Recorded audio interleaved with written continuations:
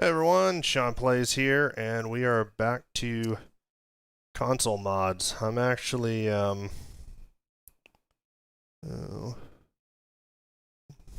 sorry, it's hard to see some of this. I'm actually just closing this up. I realized I missed one little piece of shielding, grounding, something, not yesterday, day before yesterday when I was updating my Ultra HDMI mod. So I'm just closing this guy back up, and then we're going to move right to the N64Digital mod, which is one I've had for a while. I've had for more than a month, I think, and I've been really looking forward to getting it done.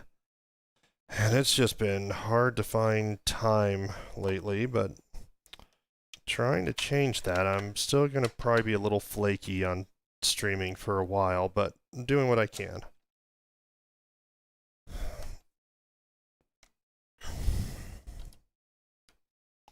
You know, while I certainly think a lot of people would be perfectly happy with almost any console with a good cable to a RetroTink or an open source scan converter, these HDMI mods are just a whole nother level, and I love them. I've got, at this moment, I have 3 left total. I have the N64Digital is what I'm doing tonight.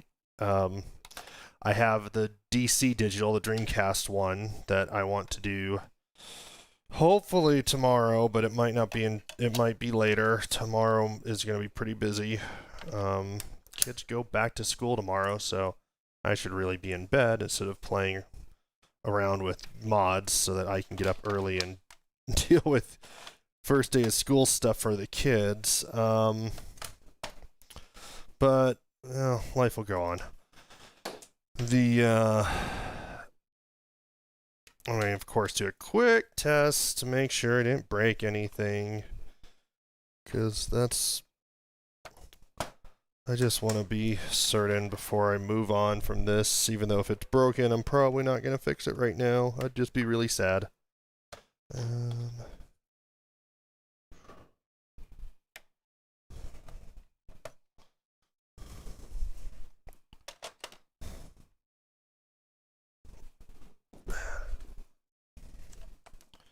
There we go. Turn that on.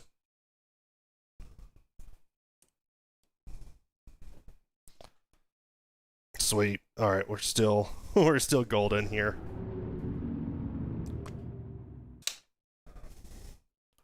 So that's very good news there.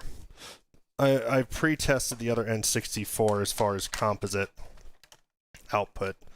So we're going to just install we're just going to go right into the install of the N64Digital. I just got to go grab it from the hallway.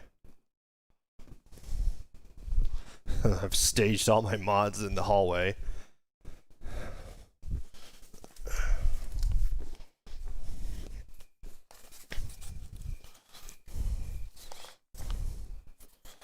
So we've got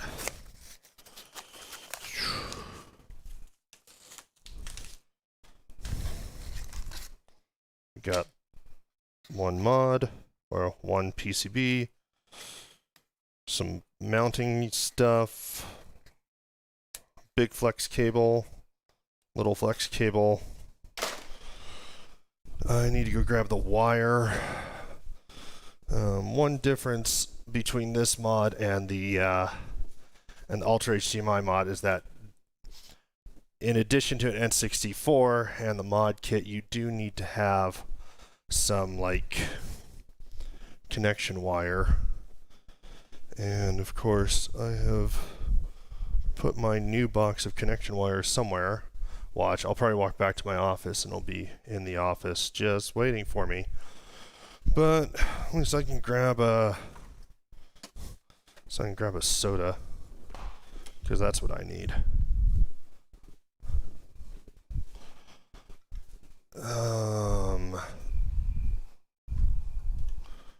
Where is my connection wire? Yeah. Oh, yeah. Of course. It's right here in the office.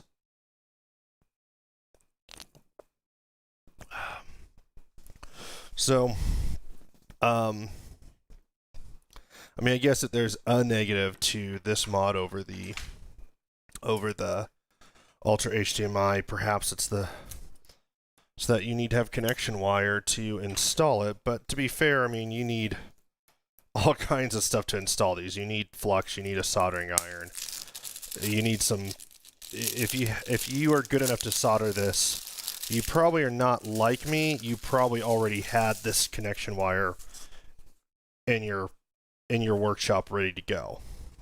I did not, but fortunately, Micro Center loves to eat my paychecks, and they are nearby, and they were more than happy to sell me some. I know, what a shock.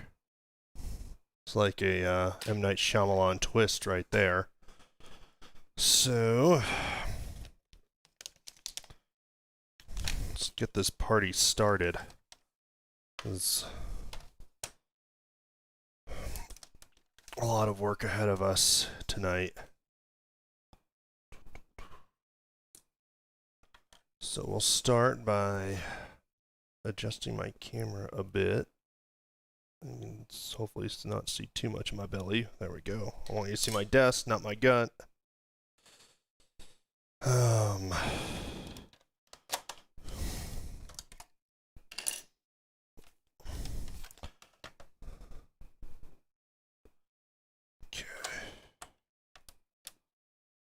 And as usual, I do have the microscope ready to go. When we get to the soldering part, we have a ways to go. We gotta get some setup done. We are doing a cut mod on this one. From what I understand, even though this one doesn't have the little daughter board that was giving us trouble on the Ultra HDMI for RGB, if we want RGB with this one, it is going to still need to be a cut mod. And definitely if you want RGB at the same time. And since this isn't like a special N64. In fact, my friend Justa Pyro honestly deserves a big shout out for this N64 because this was an extra he had. He just had an extra N64 that he really didn't want or need. I've just fingerprinted my glasses, but he kindly donated it to the channel, and we're gonna open this thing up. Hope it's not too gross inside. I see some dust on it, but I know he got it from a flea market, so this could be quite disgusting inside and not his fault at all. But the story behind this N64 is that I think he said he was at the flea market, and someone was selling this N64 for, it's been years, so mind you, this isn't like a recent thing that he got it, but it was like dirt cheap for an N64 with the little jumper pack. This is not the jumper pack he got. He needed one, so he got the jumper pack and a copy of Smash Bros. With the N64 for dirt cheap. But the thing was, the N64 didn't have, I think it didn't have a power supply, but he just wanted the game and the jumper pack, or the expansion pack, so he got a killer deal. And because he got a killer deal, and the N64 otherwise didn't have all the pieces, he gave it to me. So I bought a expansion pack, and that is kind of gross. I'm gonna walk outside and blow this off with some compressed air before I go further. But yeah, so we got a extra N64 here. There's a pretty good revision too. It's a 04 NUS CPU 04, which I believe is one of the ones that's on the nicer side to do the RGB mods on. So that's definitely a plus.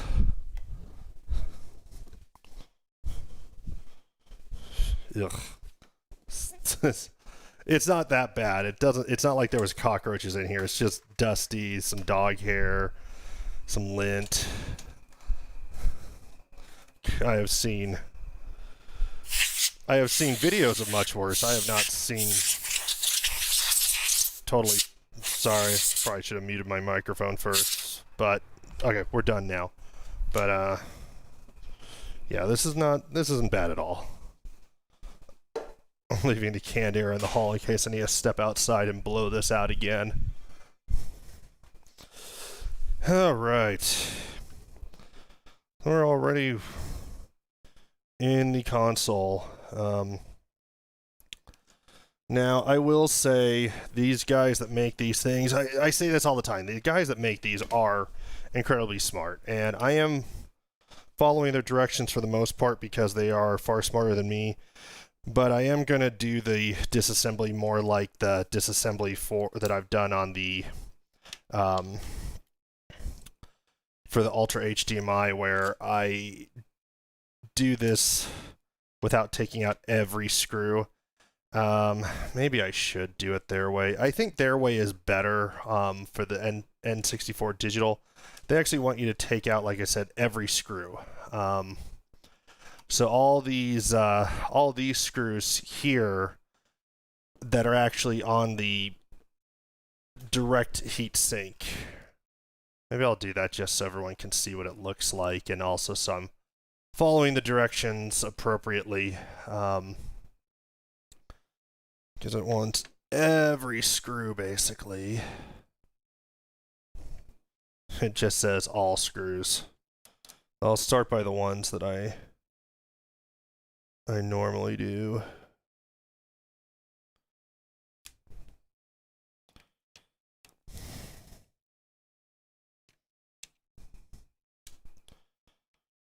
Nintendo does like their screws. I was working on trying to fix a GameCube before. Oh, yeah. That's just the worst.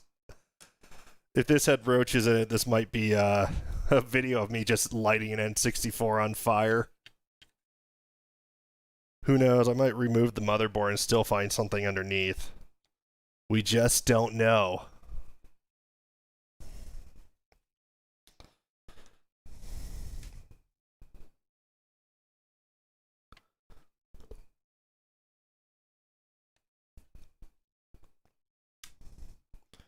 But yeah, Nintendo loves their screws. Love, love, love the screws.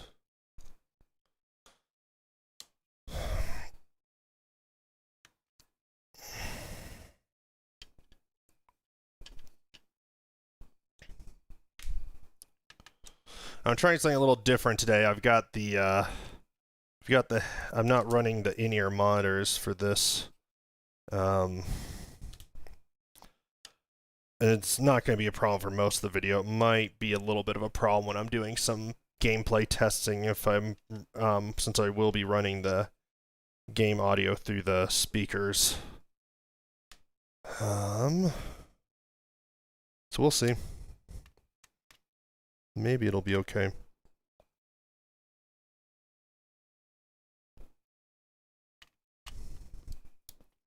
Alright. So like I said, I'm going to do it the way they say. So this is the heatsink ones. So the big difference is we're taking off these extra screws here. And what this will allow us to do is just leave those heat transfer blocks on. So this is, I've talked about this in other videos, but these shields are, they're really like, they're electric, you know, they're shielding for electrical interference. But in the case of a lot of consoles, there's also essentially heat sinks. I mean, this one, the N64 especially, this is a heat sink. You don't really want to run this console long without a heat sink on it.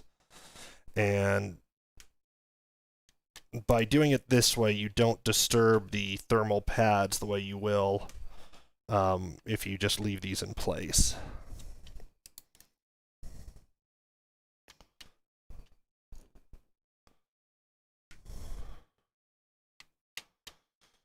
Off to the side, as usual, I have my not sponsored by iFixit, but my iFixit magnetic project mat.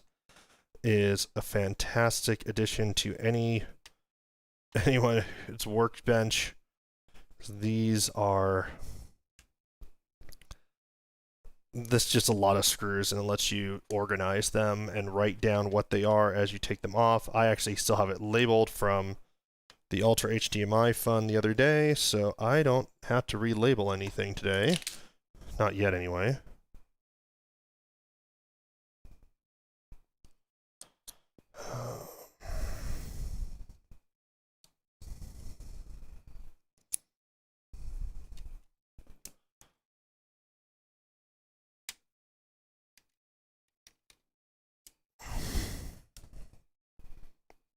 It's like so many screws.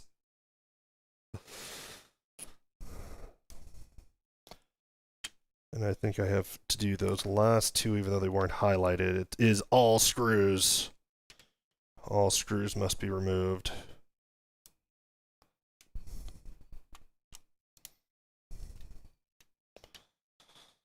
All right. All screws are removed. That means this comes off. It certainly came right off. And shielding should come right off. And this is... well, the whole motherboard comes out. Let's make sure there's nothing gross here. I don't see anything gross, so that is a good thing so far.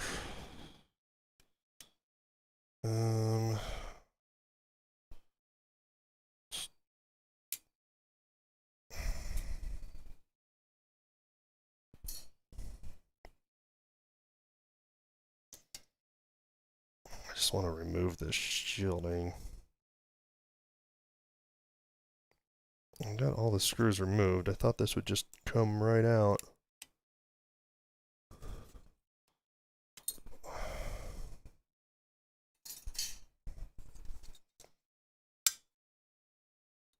Oh, come on.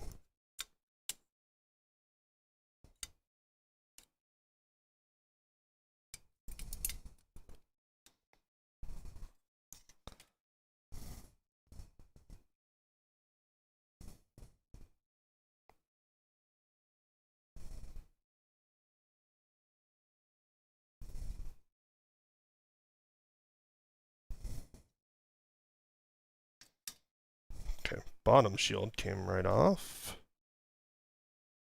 Let's get this top shield off.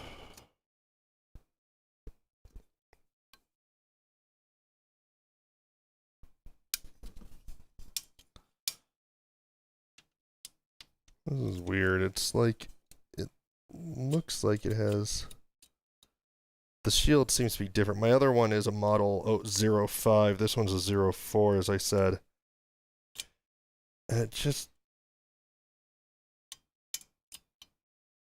it seems like it actually has a little piece that's going, kind of connecting into the cartridge slot differently.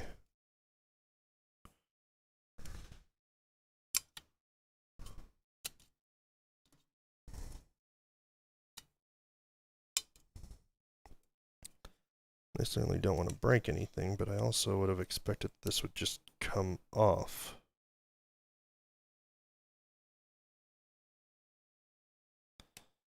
That is weird.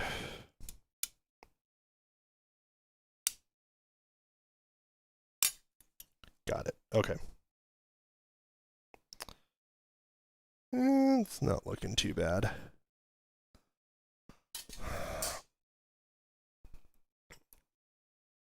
I'm going to go ahead and hit this with some more compressed air, though, before we continue.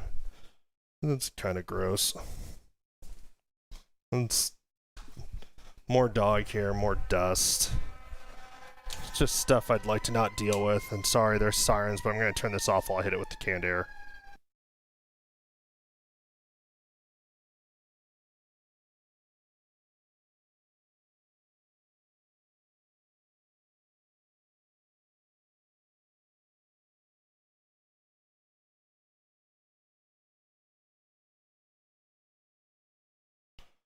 My doorbell wanted me to know that there was a person at the front door. Wonder who that was. Okay. So, we have a board. I'm gonna grab some alcohol pads. Yeah, sorry, a lot of this stuff doesn't stay in my office. I'm hoping after we move that I'll have a workbench area. And then I'll be able to keep things a little bit better set up for these projects. But right now, this is my workspace for work, and it's not always conducive to have things kept in the office, like alcohol swabs and stuff like that.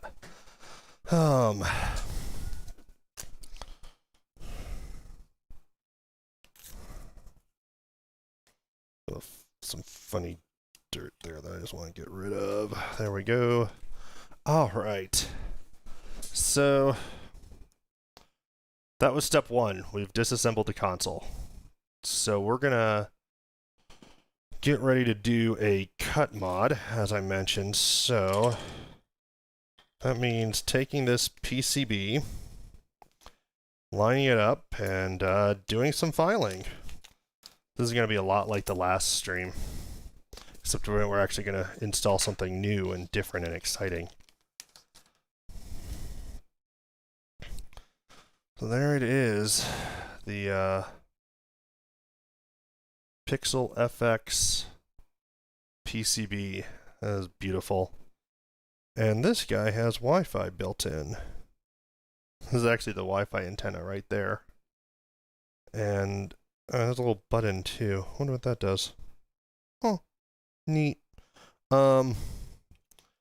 Anyway, so I think most people know by now, but you know, for those who don't, this is a significantly newer mod than the HDMI, Ultra HDMI. It's it is. I don't know when the hardware 2 revision. Oh, hey Shield, are you done with your stream already? I don't know when hardware revision 2 on the Ultra HDMI was actually completed, but it's not a lot different from hardware revision 1 other than the RGB, and the RGB is a big deal for a lot of people, but for me, RGB is really not something that's that big of a deal. I mean, as I mentioned yesterday on Friday, I can't even actually test the RGB because I just don't have I just don't have anything that takes an RGB signal like that, and I won't until I finally get a RetroTink 5X or something like that. Oh, that's cool. So you're all done with Titanfall then.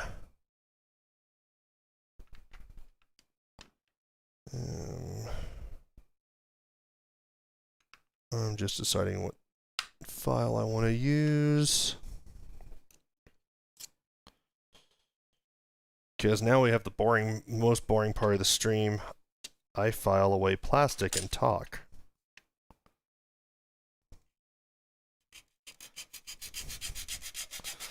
So the cut mod involves filing that went pretty quick. Filing a notch in the plastic here.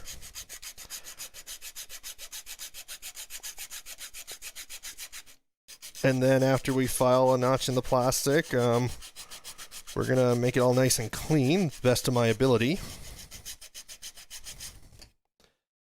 And we'll keep doing that until this fits really well.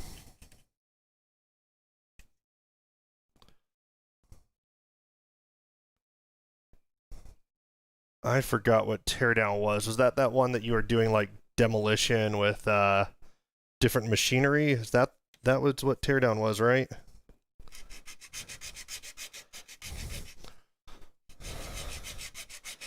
I hope the sound of the file isn't too annoying.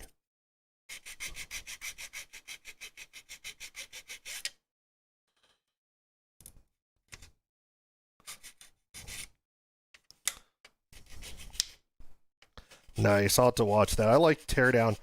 Titanfall seemed okay, but I really prefer your Ghost Warrior sniper play a lot more than I did Titanfall. I don't think that was you. I think that was the game. Was to me wasn't as interesting to watch. I really want to watching you play the Ghost Warrior sniping thing makes me want to play Ghost Warrior. I'm worried that I'm getting too deep. Because I'm in too deep and I'm trying to keep. something, something. Don't remember the rest of the song. It's probably okay, because people probably don't want to hear me singing. I still want to play Titanfall, but I wanted to play Titanfall before Human Shield was playing it, and watching him play it didn't make me want to play it anymore. And again, that's not a knock on Human Shield. That's just, I just don't feel it was as interesting of a game.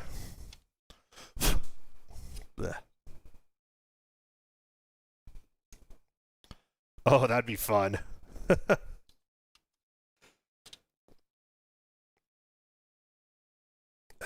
I need to do some more filing on one side. And then I'll have to get deeper.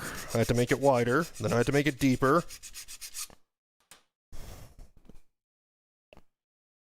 So it's supposed to be kind of snug. I think I did a pretty good job yesterday or Friday with it. Oh yeah, that's looking good.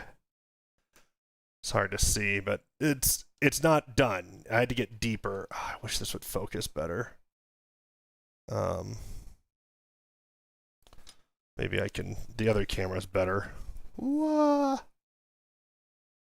So you can see it's above. It's not flush yet, and it's not smooth yet, but not too much more filing to do. So I'm pretty happy with how fast this is going.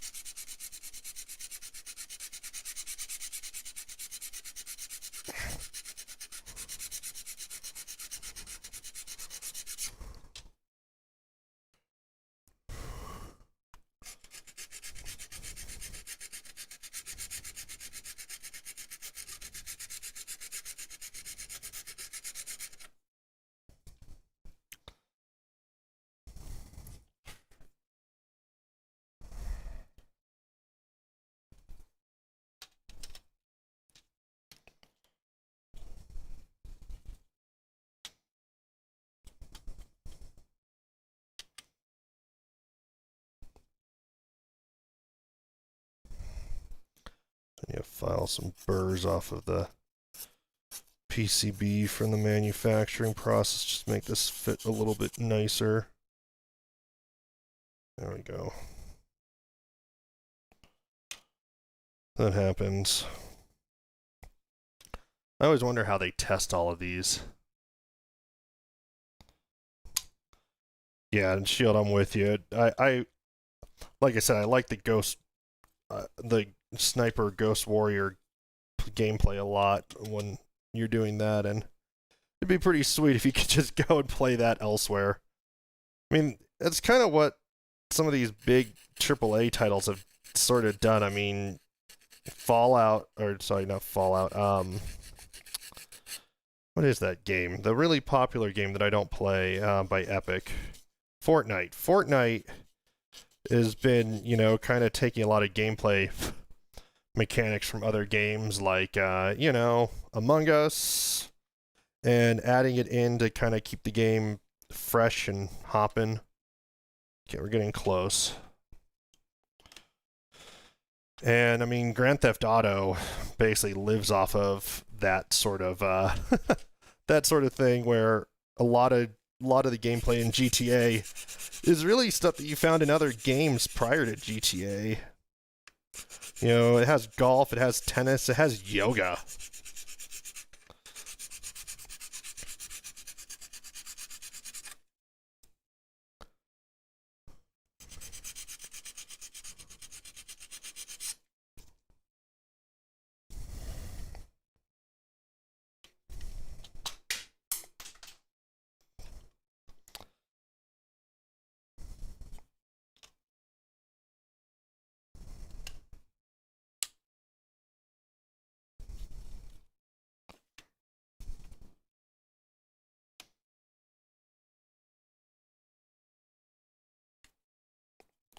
Okay.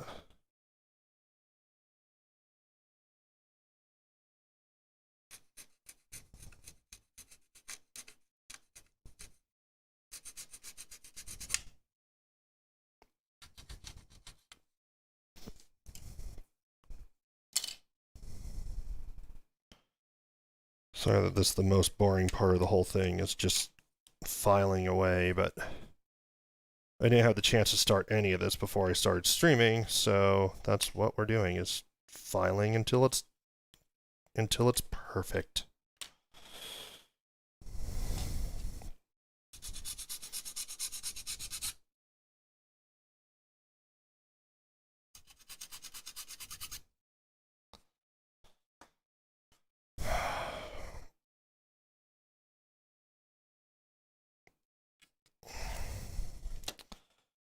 But Shield, less than a week until the big Seattle meeting. I'm pretty excited to see people. There's a lot of people that aren't going, though.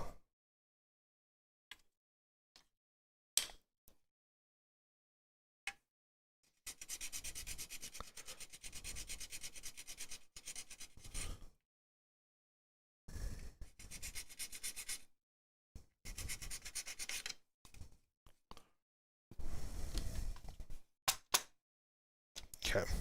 I think that'll about do it. Let's see.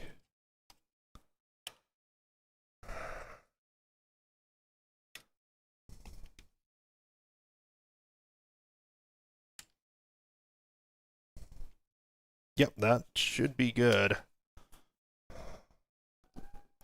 So that is what we got now. It's pretty darn good. Once the pieces on there will be completely flush.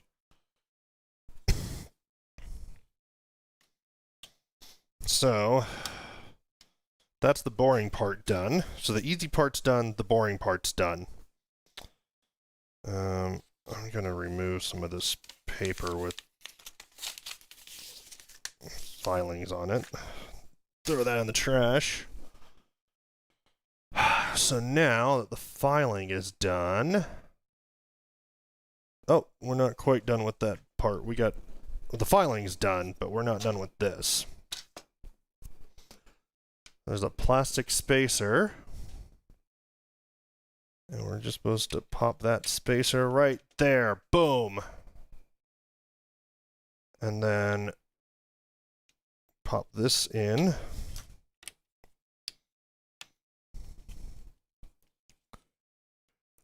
And that's interesting. So it says there should be no gap where I have a gap right now. So that's concerning.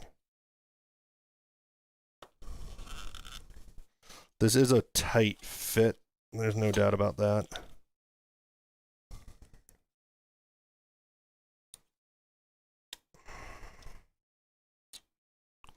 So let's see.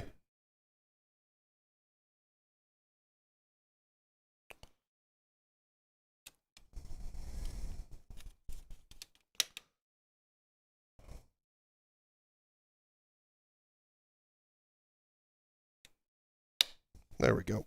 Now we're flat. Excellent. So our board is in place. So like I said, the boring part's done. The easy part's done. Oh, I should put these little metal things back in the bottom of the case. I was talking about these yesterday on Friday when I almost forgot them. These are not really necessary unless you're going to ever have a DD64. Yeah, no one wants things just flopping around. Yeah, a lot of, and yeah, Shield, a lot of people, I just read your camp out in the hotel room comment. A lot of people definitely canceled. I know people that canceled. I know people that aren't going because they wouldn't get vaccinated. I'm like, I can kind of understand until this thing is, got full FDA approval, but frankly, the mRNA, people are mixing up, if anyone mistakes this political, they're insane. So some people are mixing up mRNA, which is messenger RNA, with modified RNA. Modified RNA can impact your DNA. The Pfizer and Moderna mRNA is messenger RNA. It is very different. It is not capable of editing your DNA. However, that said, I do know someone that had an extremely bad reaction to the J&J vaccine, which is not mRNA. It's a much more traditional. I would highly recommend not getting the J&J vaccine unless you really don't want 2 doses. But yeah, it really, one of my friends has been hit pretty hard by that vaccine. And that one definitely seems to have the most side effects. So I highly recommend people just get the mRNA one. And I can kind of understand if you're waiting for that full FDA approval instead of the emergency use approval, which is coming. But man, this vaccines, masks, if you haven't been vaccinated, hell, I wear a mask even though I am vaccinated, because with all the variants, we just need to stop this thing as much as possible. I'm sure I'm going to get banned from one of my 3 services now, but at least I'm on 3. I probably won't get banned from all 3. Maybe 2.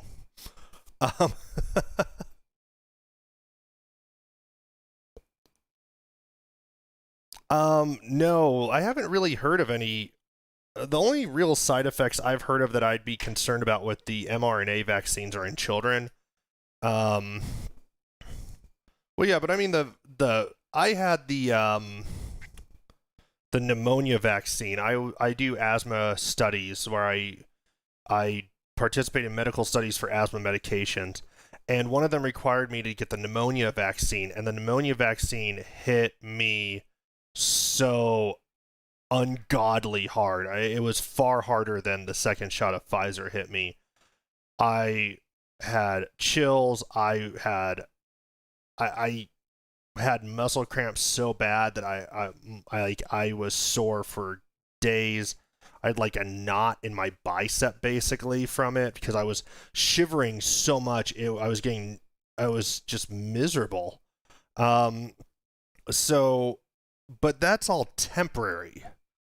Someone I know had just basically immediately, very rapidly after the shot, and we're talking, like less than an hour after the shot, started to lose some vision in one of her eyes, and now has some paralysis in one of her legs, and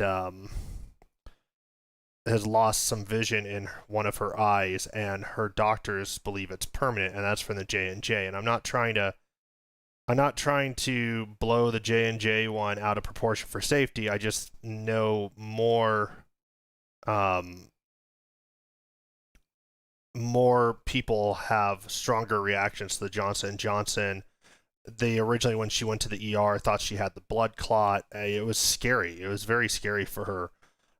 So it's really hard to recommend the J&J when there's 2 probably safer options out there. The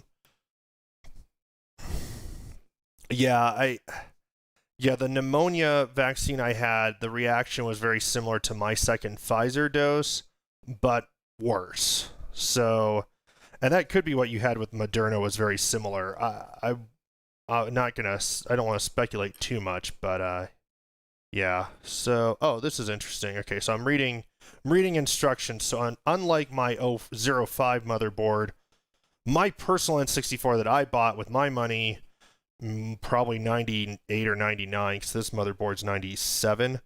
Mine was a 05. This one's a 04, like I said. So you probably can't. You can kind of make it out. This one's a 04. So the 04, I had to remove a capacitor and a resistor. Sweet. Fortunately, these instructions are fantastic. I mean, I'm not saying that to sound cynical or like a jerk or anything. I mean, I really mean it. They are absolutely fantastic.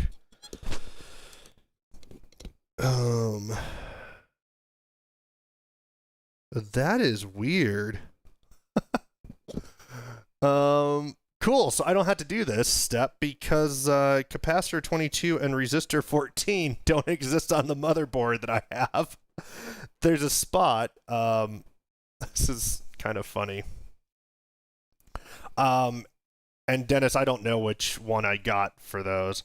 I just know that on this motherboard here, sorry, it's hard to see. This is going to be really hard to see. You know what? I have a microscope. I will show it to you on the microscope. What am I thinking? Boom. Microscope. Sweet. This is exactly why I got it. Oh, and look, it's pretty close to in focus, too. So...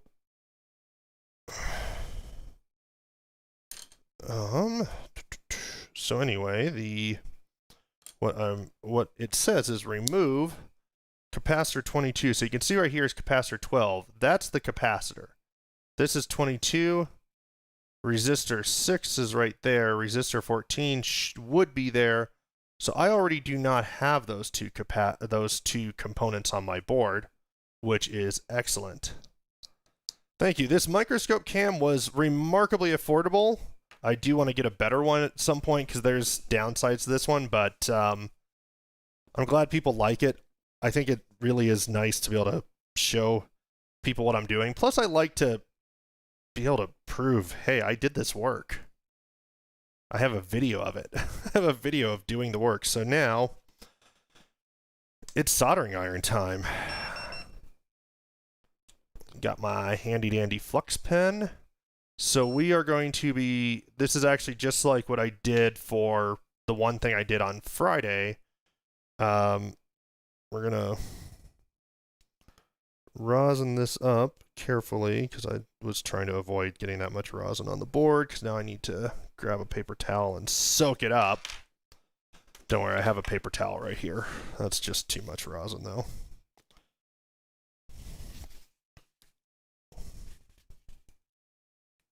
Anyway, okay. The magical rosin's taken care of, and then to make sure we've got the correct side of this up, which I do. And this just goes over those 6 pins like so. And now I'm going to, oh, one of the desks still here. Now I'm going to just apply some solder onto my iron. And I had another, there it is. It's like my chopstick split in a way that one of them makes a better tool than the other for certain things. But I have a chopstick to help hold things in place.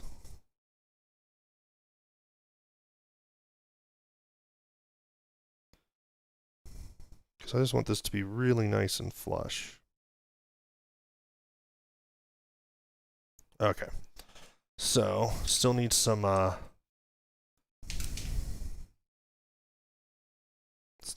solder on every pin except for I think it's pin 4. That's okay. That's what we're here for. That's what the microscope, magnifying glasses help a lot here.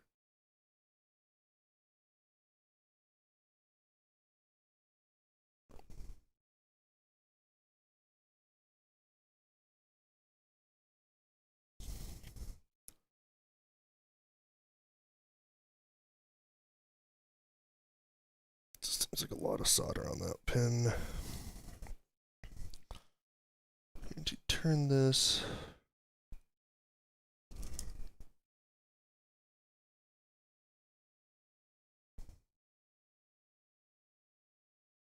Turn this again.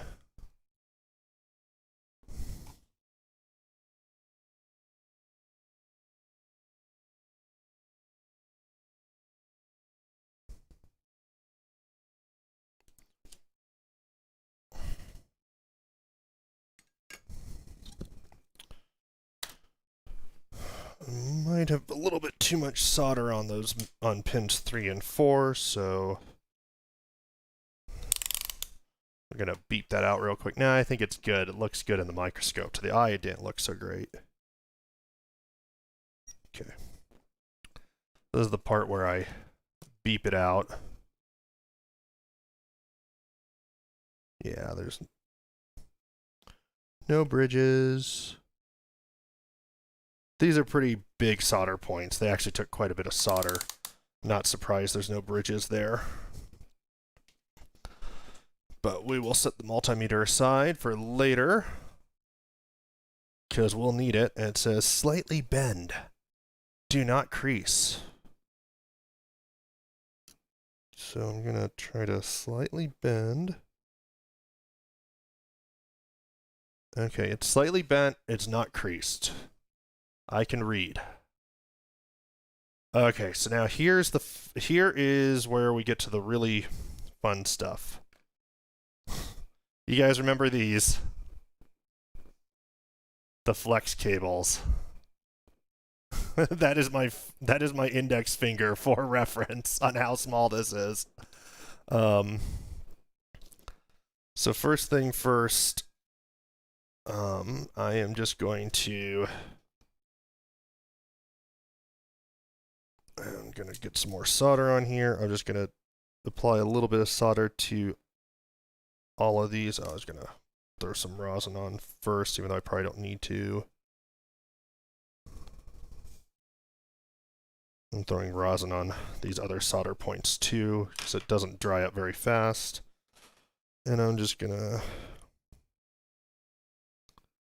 get my, I need even more solder apparently. There we go.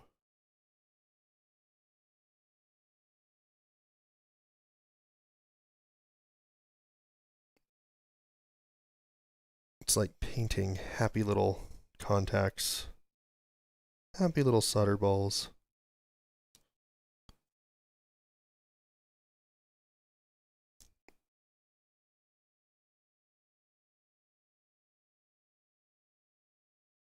Okay. So what that did was just, there we go. That's just a little bit of solder on each of those contacts. I'll make it a little bit easier when I put the motherboard down and start going at it.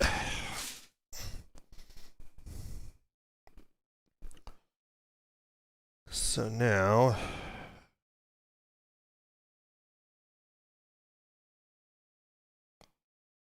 making sure I know which one of these is the GPU, because of course I don't remember from doing this before.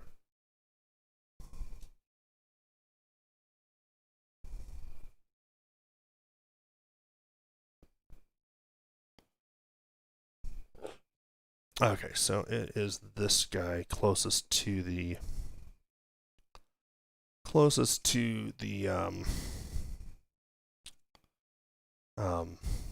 the cartridge slot.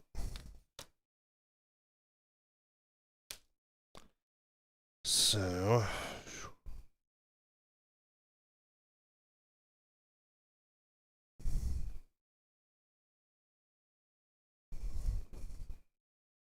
it's looking pretty good. So we're going to be lining this up with pin 6, and I'm going to still put on quite a bit of rosin here just to make this hopefully easier. And this is where the microscope's very helpful, of course. But we're also going to get some help from some tape, I hope.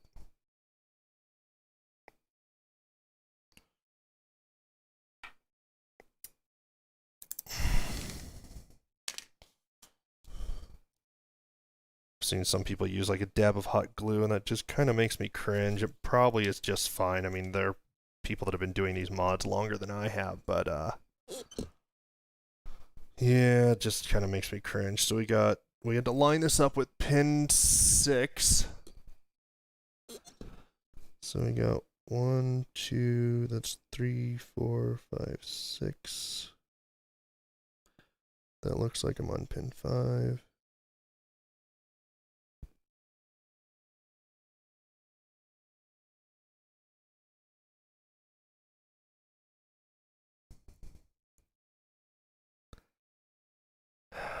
Checking alignment.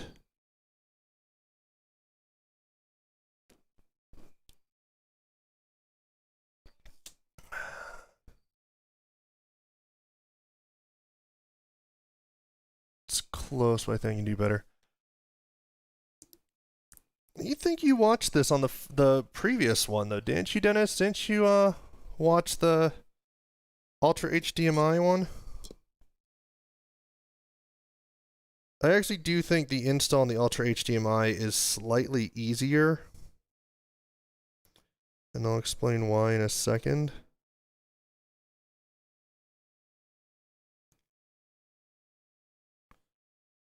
And I just mean for this part.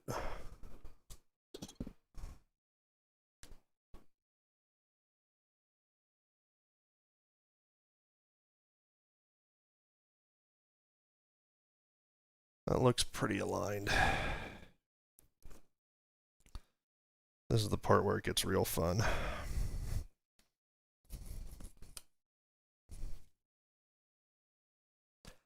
Yeah, so the reason that I felt that the reason I feel that the Ultra HDMI one might be a little bit easier than this one is because of the way the flex cable connections were shaped. Am I aligned correctly? I don't mean, yeah, crud. Pull this up before I screw that up. I think I was on pin 7, not pin 6. That would have been bad. And that would have been all my fault. I meant to check that before I started trying to screw around with the solder the rest of the way.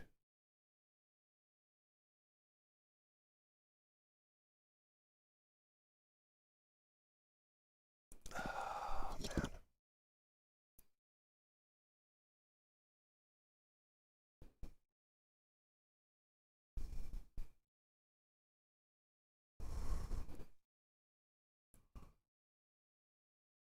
Okay, so as we can see in this picture now, and I wish my mouse would just go on the camera here, but 1, 2, 3, 4, 5, 6.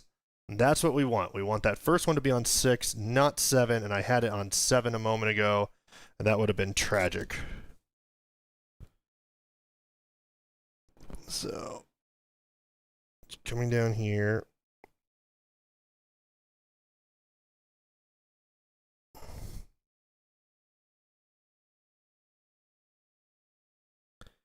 Happy little solder beads. It's just like painting. Except I'm very bad at painting. I'm actually not bad at this.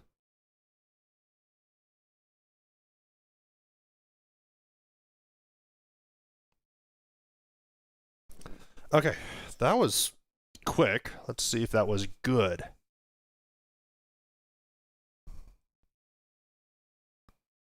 That is looking very good.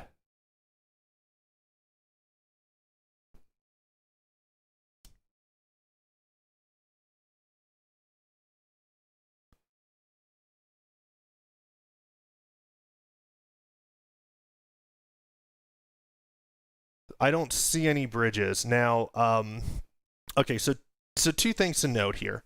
So getting back to why I said it was easier to install why I felt it was easier to install the Ultra HDMI.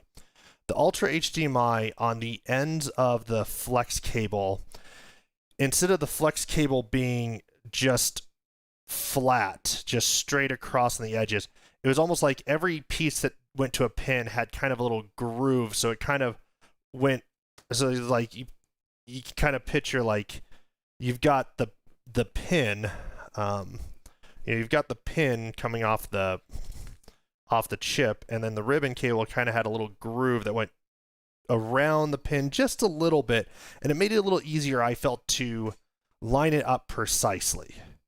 The other thing to note, my understanding is this pulls some power from the chip here, and I think I could be wrong about this part specifically, but my understanding is there might be more risk of damage from a bridge on this one. But again, do not take my word for it. I'm not trying to be inaccurate with my information, but I am spouting stuff that I may not. I definitely don't know everything about it and might be wrong. But either way, you should always be beeping these things out. And that's why we've got the multimeter again. If I can work my microscope. So, you guys probably can't hear the beep, but that's okay. I can hear the beep.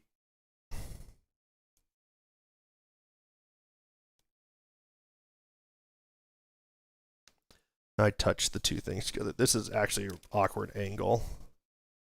That's a less awkward angle, and I'm actually going to clean this up real quick with alcohol before I continue, because the rosin, the flux or whatever, kind of gunks up the probes, and then it doesn't do as good of a job.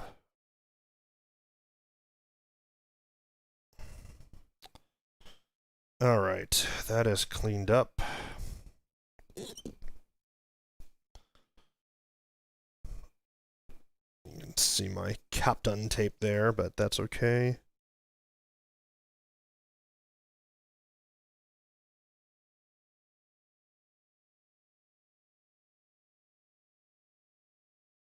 Good there.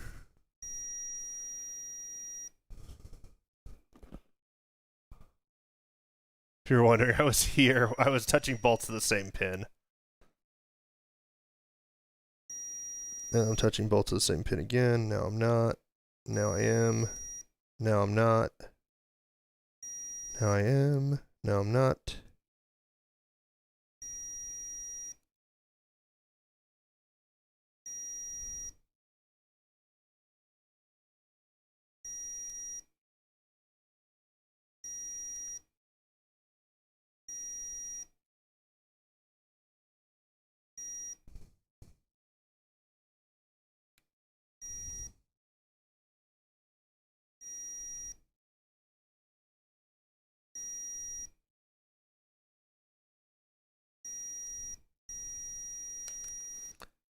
Do I have a bridge there? Might.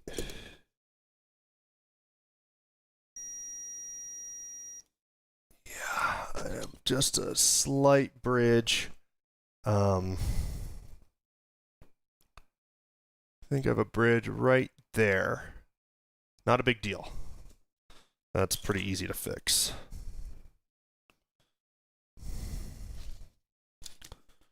We just go here.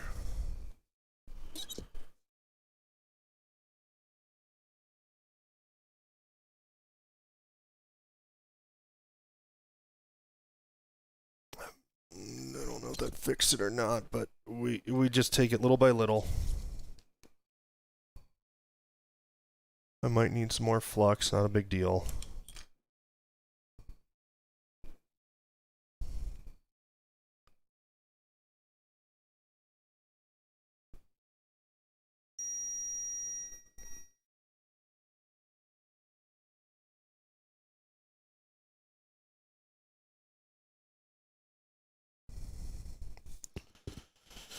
Okay, we're gonna start again, because we gotta, anytime I mess with this, I wanna make sure that I've not ruined anything.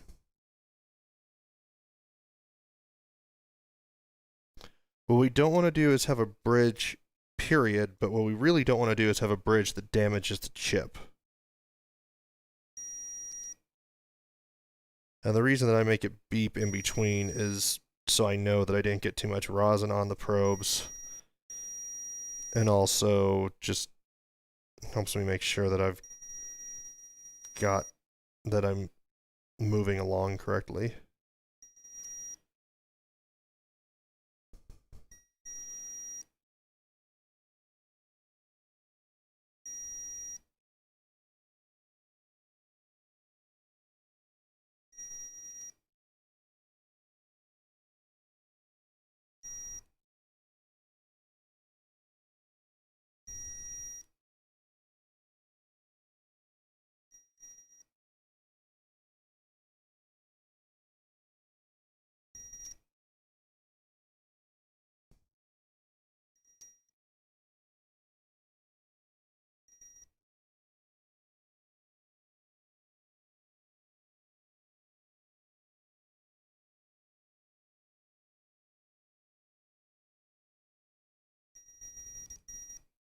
All right, that was really good.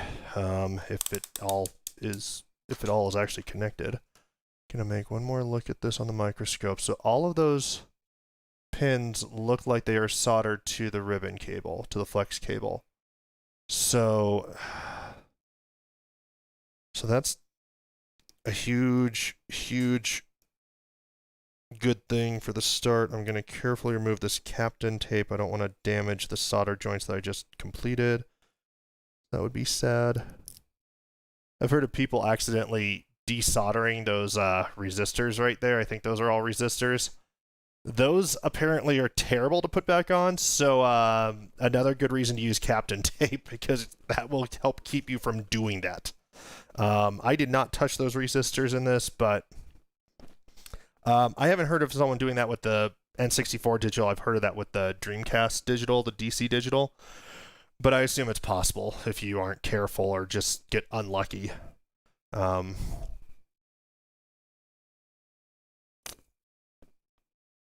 So...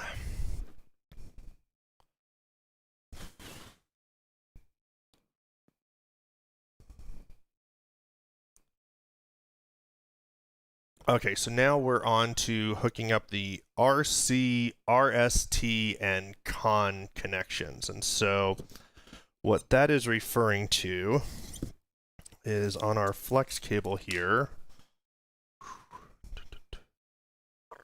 we have RC, SDA, SCL, CON, and RST. And so I don't know what RC is yet. Con and RST are controller and reset, and that's going to allow us to do an in-game reset, which is going to be really cool when I finally get an EverDrive. But that's not a big deal right now anyway, because it's still nice to have the in-game reset so I can sit my butt on the couch and reset the game while in maximum laziness mode. Even though I usually have the console. So here, this is where my keyboard normally would be on my desk, and the console's only really, I mean, it's reachable. It's actually where I have the Wii U on my desk right now, just out of sight, and that's where the console will normally sit. Okay, so that said, we are going to do this.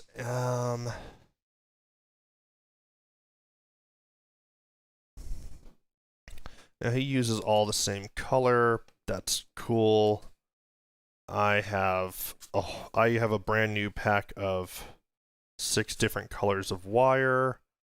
So I have RGB, of course, and then yellow, black, and white. So what colors should I use? Opening this up because it's brand new.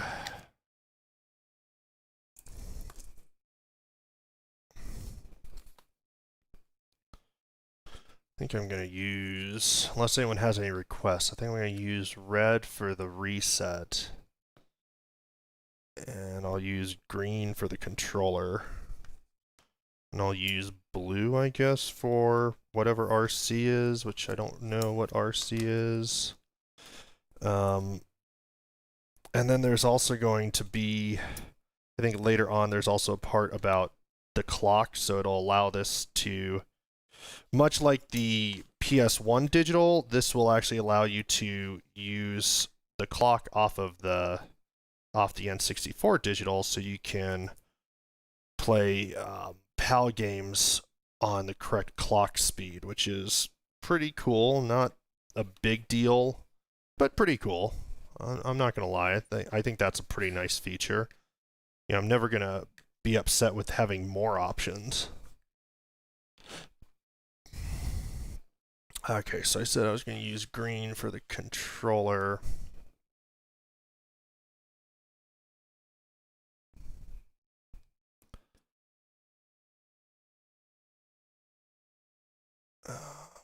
Sorry, I gotta make sure I've got this correct. So one moment while I just sort this out, because I'm making sure I know which revision I have.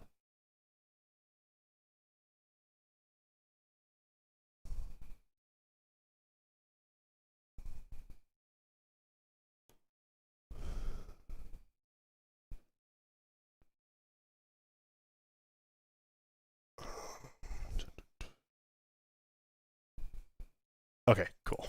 I know what I'm doing now. Which I know that's rare. So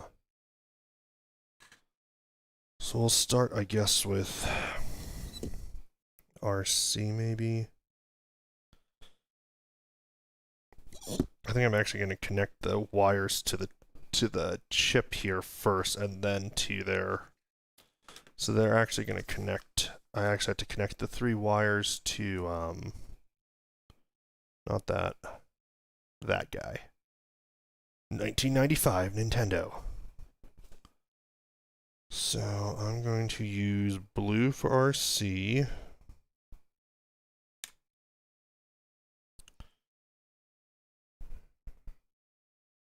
And let's see, these are not going to be terribly long wires. Green for controller. Red for reset.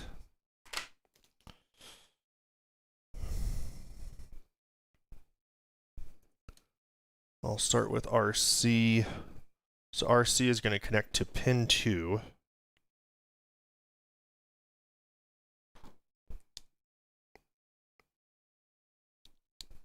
There we go. I have no idea where that installation just went, but that's cool.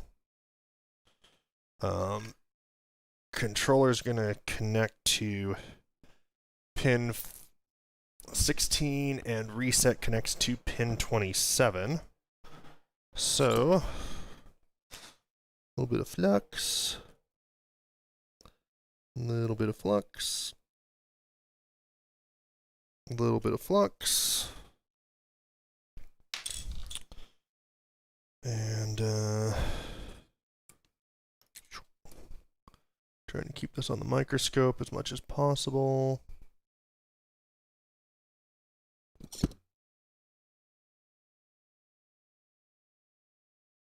Okay, so the next thing I'm going to do is just add some solder to each of those pins.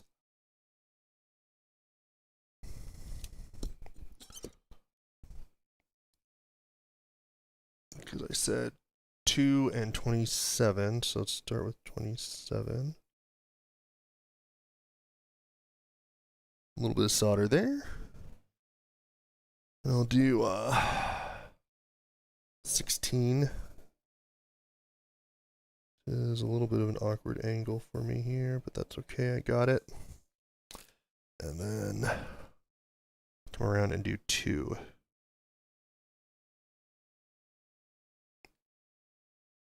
Okay, just got a little bit on there.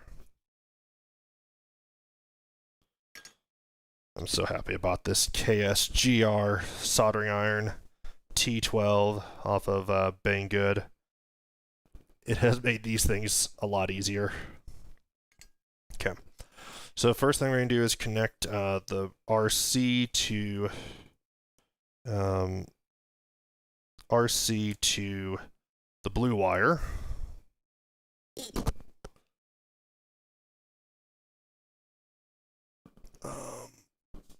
Sorry, I want to be on the microscope. There we go.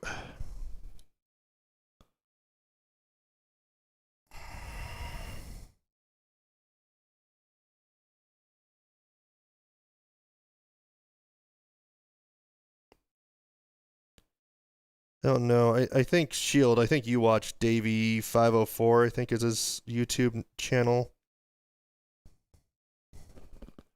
There we go. That looks oops, that looks good. So Davey504, you might have seen his videos where he's got the bass guy. He's got you know, he does the Fiverr things. And there's the bass player that was triple camera guy, and then I think he might have started off as double camera guy, but maybe it was triple camera guy. Anyway, currently I think I am triple camera guy of the modding console scene. Triple camera mod guy. Okay, so sorry, my hand's probably going to be in the way a little bit for this one. I don't know if I can do much about that. But I'm wiring up the reset to pin 27.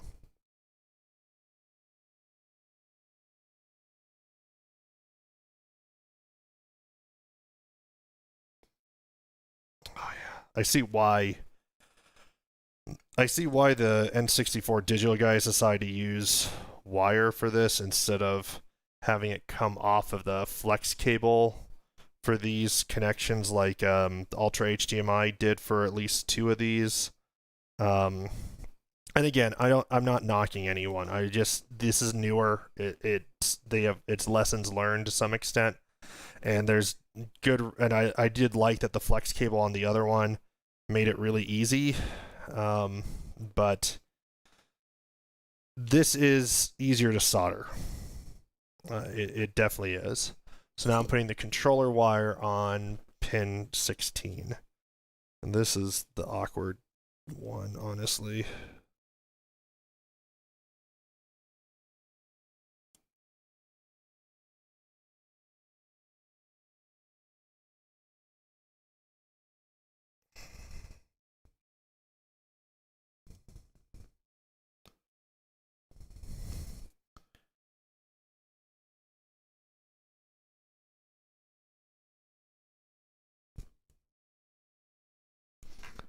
Okay, sorry if you couldn't see that very well.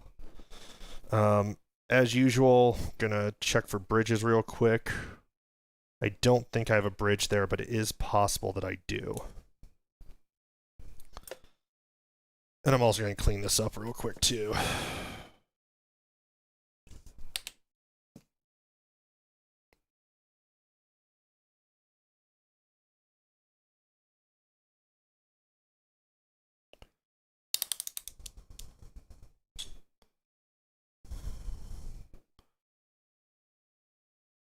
Yes, I definitely need more cameras. Because if I had more cameras, you'd be able to see my hands and the wires instead of just my hands.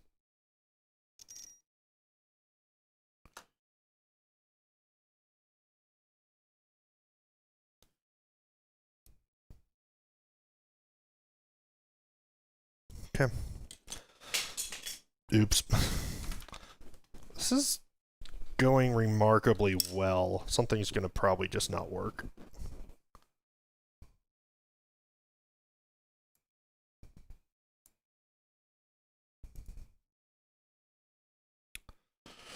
Okay, so now that I did that,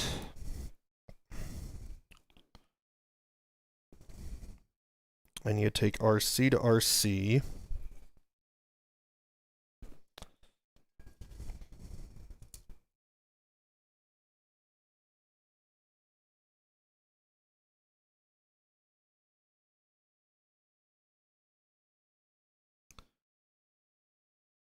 So RC, con, reset. Cool.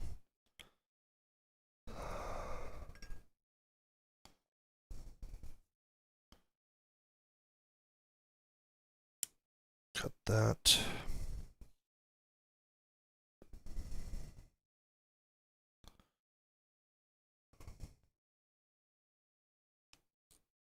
Cut that. Trying to be careful with how I'm bending these. And cut that. Okay. The real question is, can I be all cool and get this stuff off, the installation off with the soldering iron like some of these guys do? That's really messy. I don't like that. Ugh, smells terrible too. Not surprised, but ugh. Excuse me while I strip the insulation without breaking anything real quick.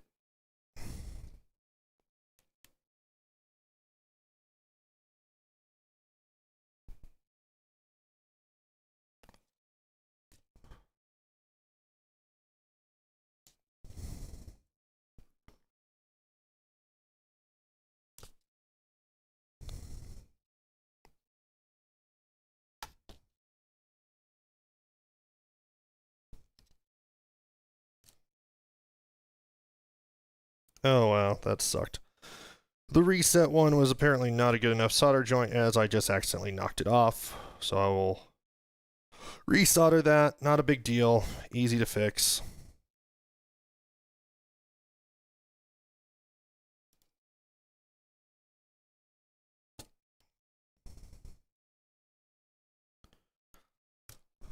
Okay. All right, let's get our red wire back on real quick.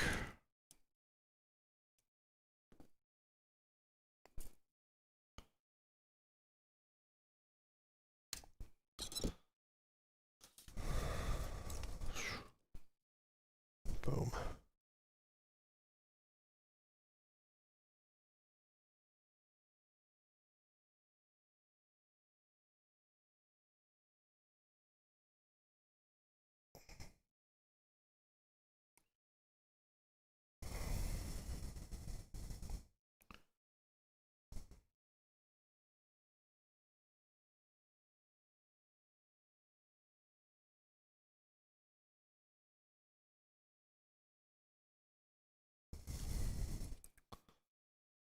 And double check that again for a bridge, because I did have to put in quite a bit of solder there. I don't think I have a bridge though, but double check.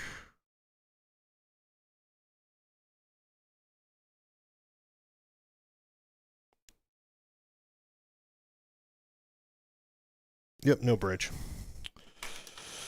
So we're good there.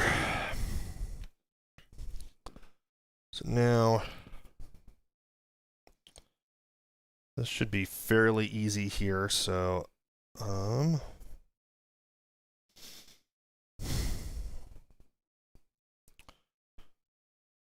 just going to grab my tweezers, bring this and bring these wires in. There they are. Okay.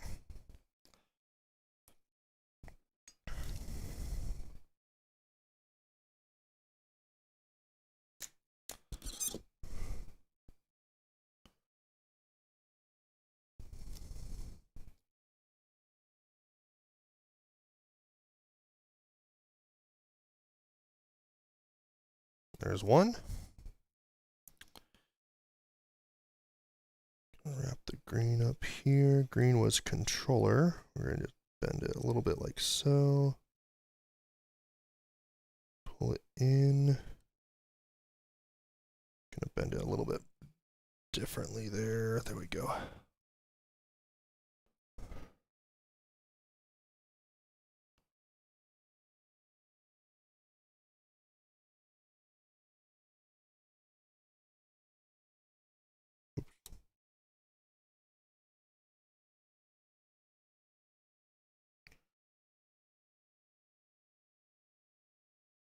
I've just melted the insulation. Smooth move.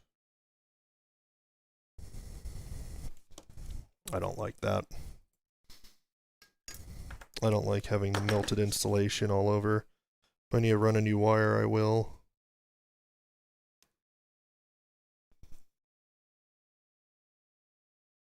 But I'm going to just bend it a little bit more aggressively for now. I don't think I'm going to have to run a new wire if I can just keep this on. There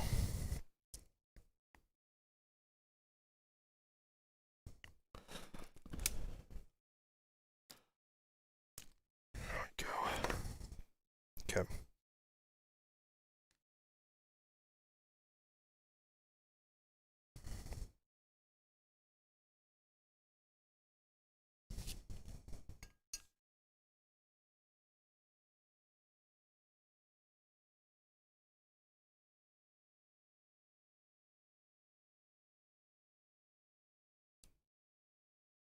Okay, that looks pretty good.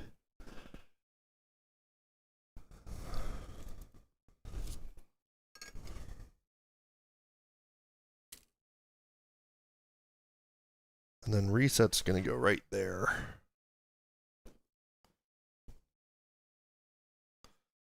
I'm going to turn this.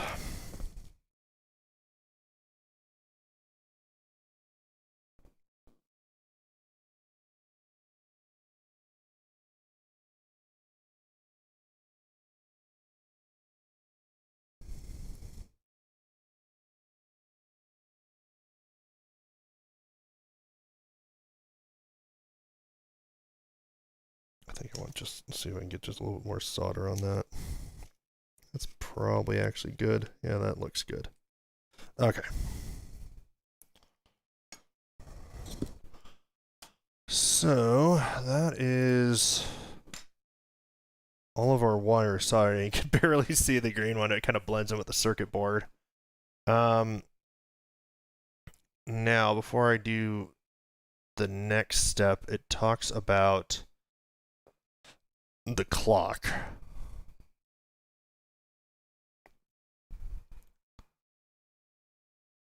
RCP. Huh. Oh, I had to lift a pin.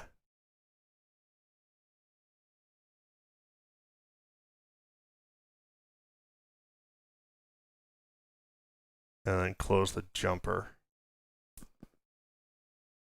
I can do that.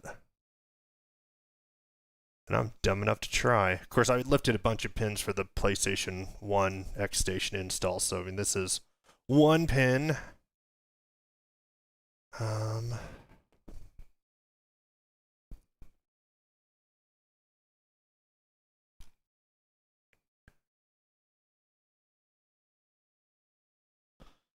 Okay, so let's take a look here. What pin is it telling me to lift? It is telling me for this motherboard revision on U7, there we go, to lift pin 1. That should be cake.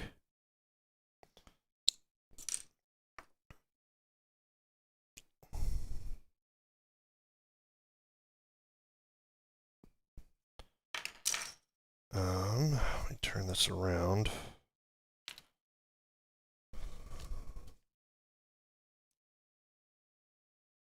I want to make sure this is as clean as I can get it. I really don't want to be adding any solder.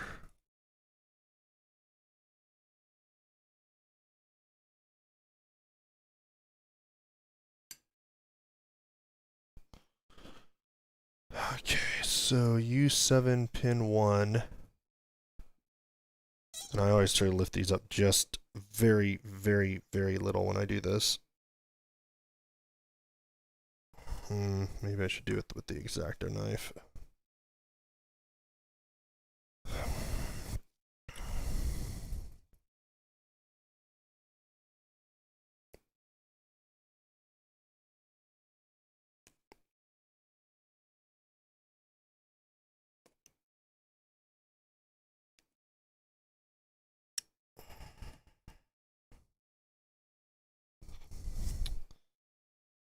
Yeah, I've done it with the tweezers before, so I'm going to try them still, I guess. Lifting pins is kind of a pain, to say the least.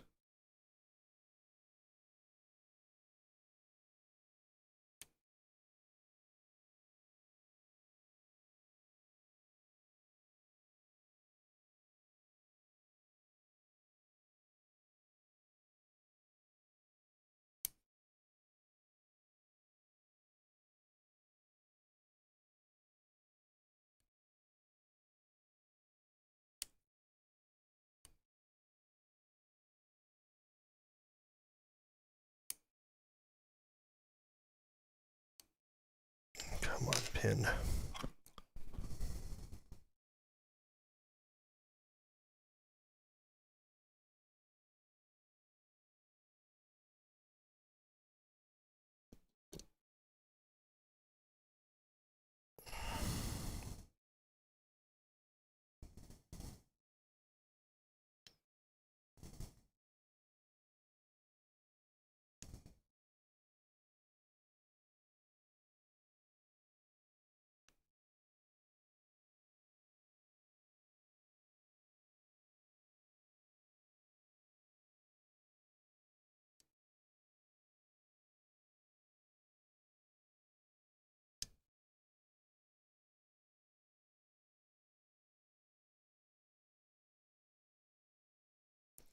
Okay, it's lifted. Anytime I lift a pin, what I like to do is take a small piece of Captain tape And I'm going to clean that off with alcohol because I did apply some flux to try to make that easier. But I like to take some Kapton tape and get it under that pin so that I'm highly confident it will never accidentally make contact.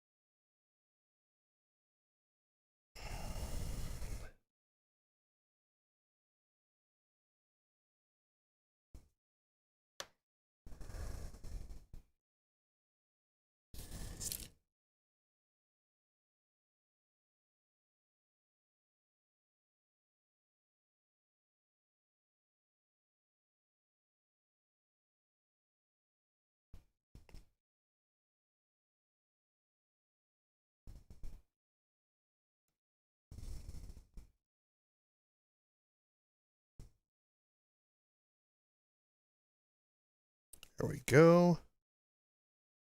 Did I get that under? I feel like I don't have that under. I feel like that is over.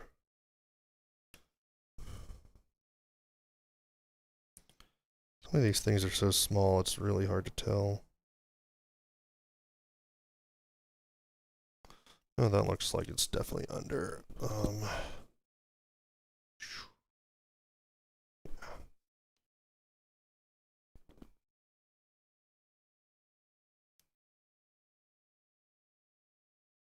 Yeah, that's under. So that is our Kapton tape under pin 1. And the thing here is that if I ever need to, I can very easily get that pin back down because I just have to I would just have to remove the Kapton tape and push it down gently, and it would go right back into place. And that's why I like being very careful and using Kapton tape. So that takes care of almost all of our soldering, sorry.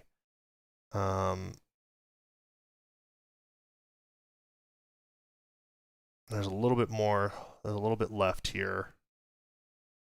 I got one last thing to solder. So we're going to slightly bend the flex cable, and this bend is very much like the bend that is used on the Ultra HDMI. And then this guy comes under, and this is actually funny, so it's a little tough to see. Hold on. So we bend the flex cable, and then there's this little doodad here that comes under, and it actually is where it gets the 5-volt power from. Now, the reason this one's funny to me is putting this back on the microscope. So when I did the Ultra HDMI, the 3.3 volt actually went here, and the 5 volt was supposed to go here. But the first time I did it, the 5 volt kept not staying. For those of you who watched this previously, and I ended up putting the 5 volt on this exact spot where, before these instructions even come out, where this will actually connect. So I actually feel kind of good about that. That I actually totally nailed that, and these really smart guys who made this are using the same point that I ended up using for the 5 volt. And I think that's pretty cool. There's nothing wrong with the other point. I just think this one's easier to solder to. So we're just going to get this last piece on there. Smoky. So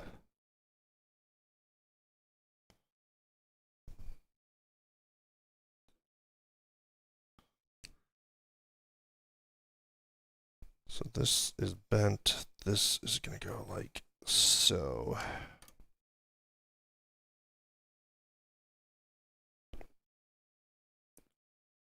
And this one you can actually see has that little kind of crescent that I was talking about that I felt that the Ultra HDMI had that I felt made it easier to solder to the GPU, but this only has on this one piece.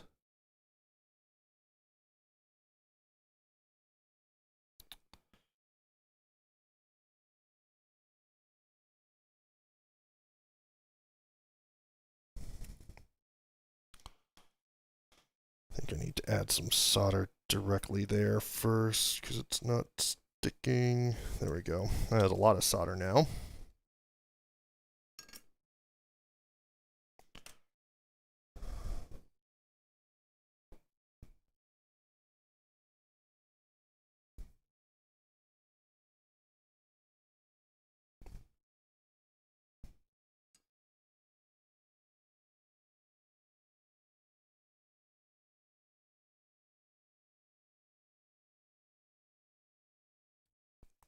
All right, that is very much on there.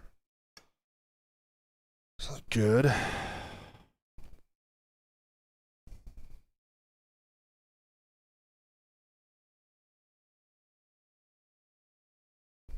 Okay. Now we take our foam, foam,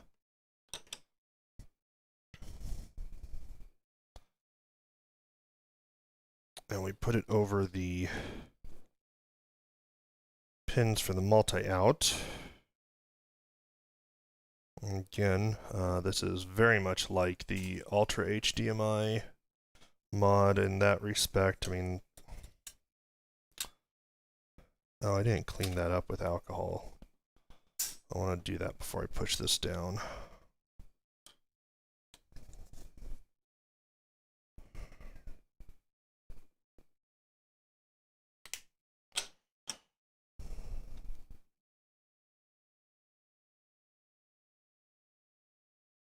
If I did clean it up, I did not clean it up very well.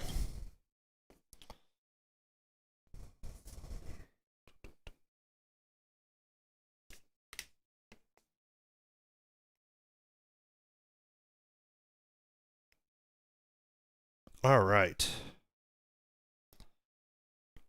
So, foam block goes on the pins. Squishy, squishy.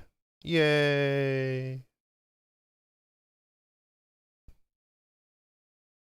I do not have a PAL console, so I don't have to solder.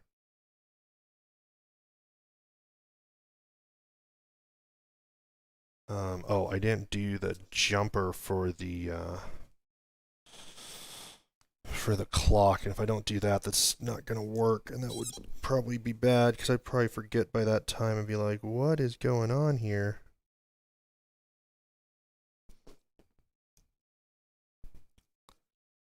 Another thing I don't like with jumpers sometimes is that they don't always want to just do it for me with just the solder. There we go. Got it. So, yeah, so basically all I did is bridge that, and like everything else, test. This time we want to see a bridge.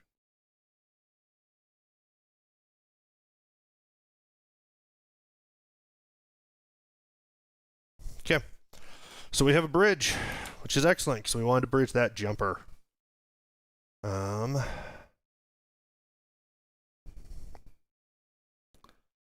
Cool.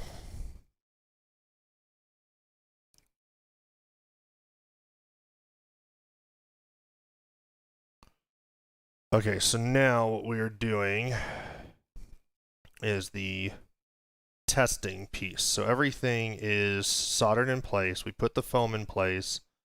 We do not have a PAL console. We are not located in Europe. We do not need an adapter. So now we're going to install the bottom shield.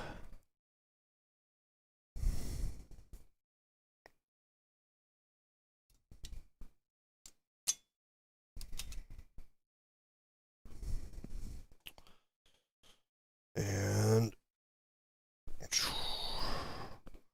let me switch this back to the desk. We have a shield. We have our motherboard.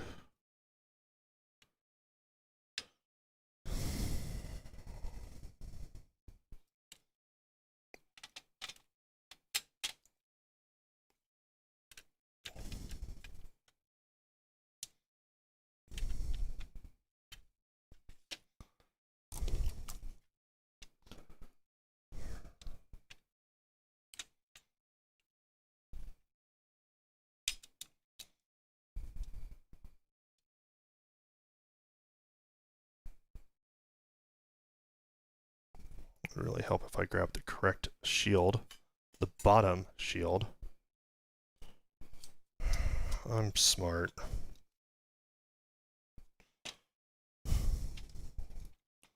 SMRT.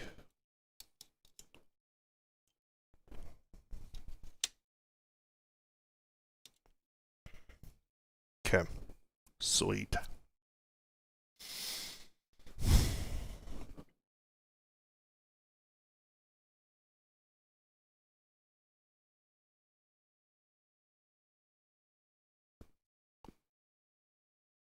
Okay.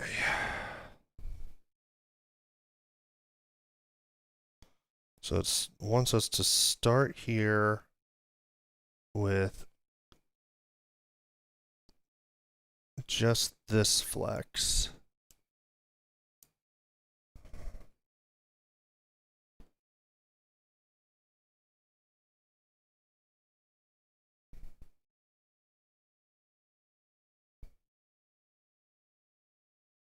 If you're wondering, I'm just trying to make sure this aligns to the photo because I want to make sure I don't plug this in backwards or something.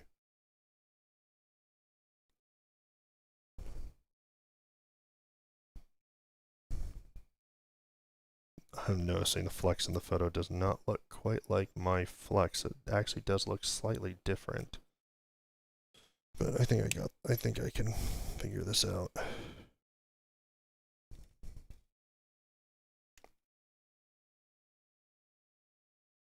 Honestly, if I put it in the wrong way, it's just not going to do anything.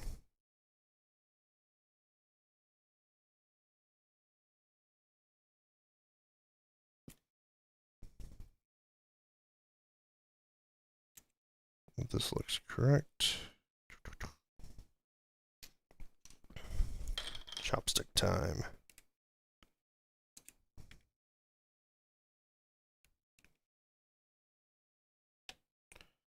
I'm finding that disposable chopsticks are pretty fantastic tools for some of these electronics projects.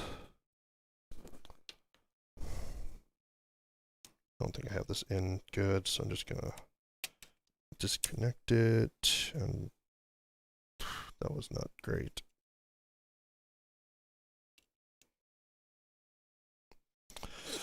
The little doohickey that holds it in place popped up all the way, which is not what I wanted. Like off, up, and off, but I think I got back in place, so it's fine. Not like I broke the connector. That would suck.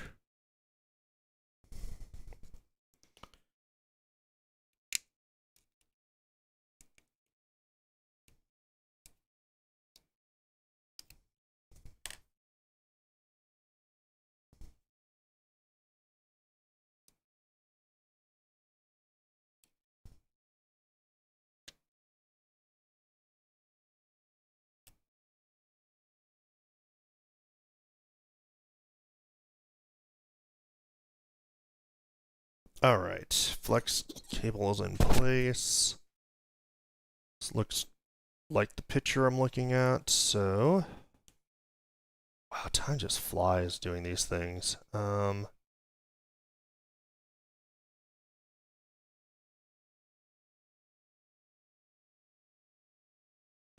So this is interesting. So it says to insert the mini HDMI cable. Let's do that without wrapping it around my soldering iron cable. Okay, mini HDMI cable plugged in. Jumper pack.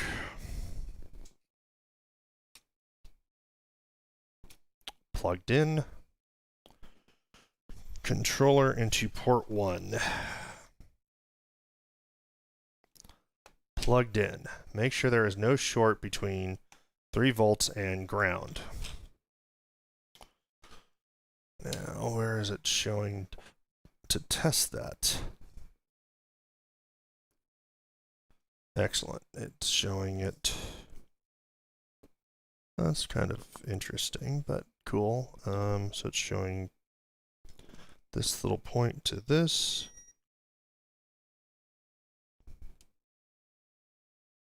That was really weird. At first it beeped, and now it doesn't. Also shows a game pack plugged in. Okay. Oh, I didn't plug in a game cart. Oh, let's grab a cartridge I don't care too much about. Just out of paranoia, I have Tetrasphere. I suspect my sister bought that one. Because I don't think I did. Okay, no short.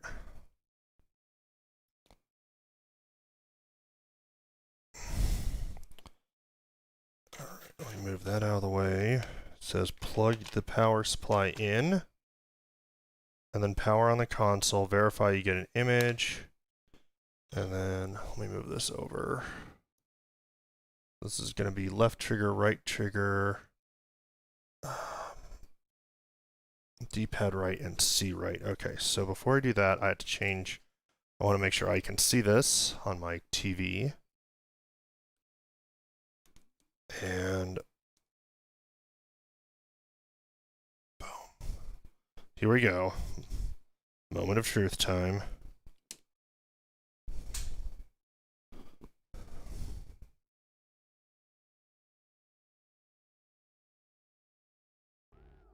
Oh, look at this. Whoa, that's loud here.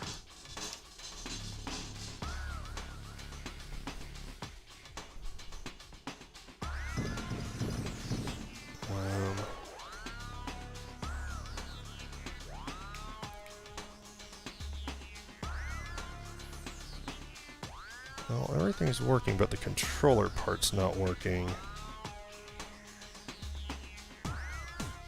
And I don't mean this controller's working. It's not working for the in-game, or for the menu, which that's not the end of the world by any means. But it is a little concerning. So let's go back and look at the instructions.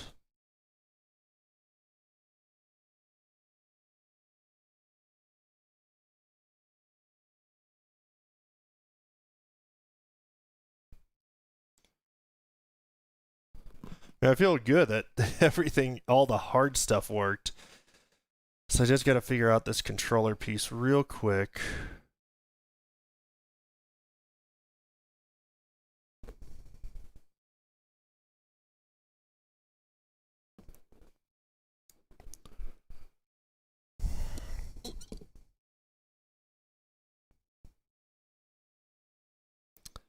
I think I might have a little bit of a bridge there. That'd be sad if I missed that somehow.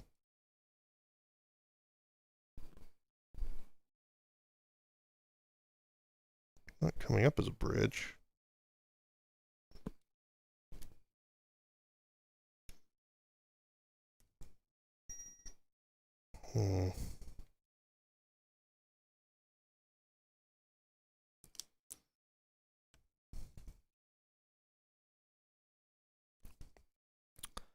Definitely have some junk there.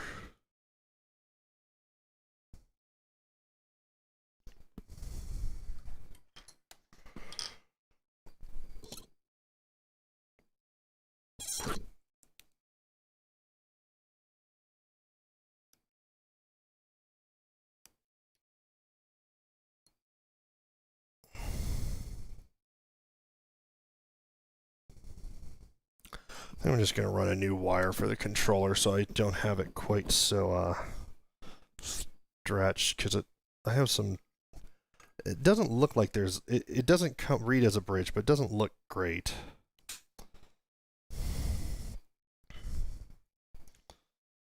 I'm going to be smart and disconnect some of this stuff first. Like power.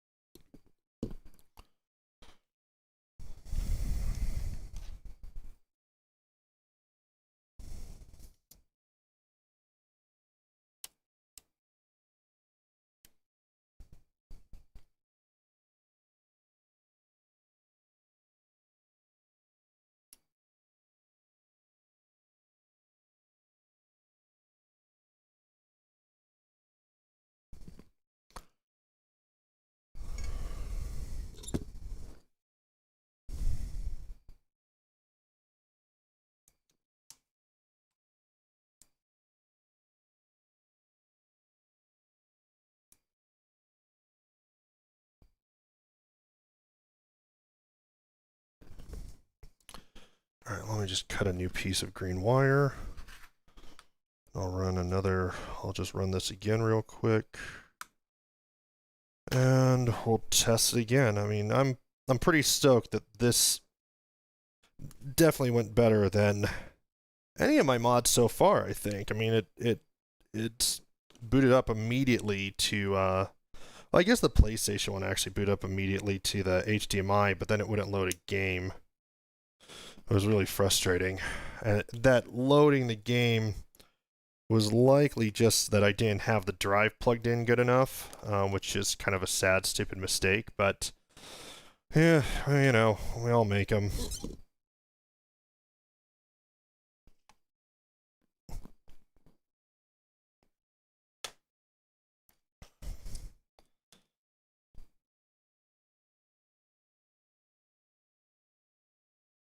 Okay.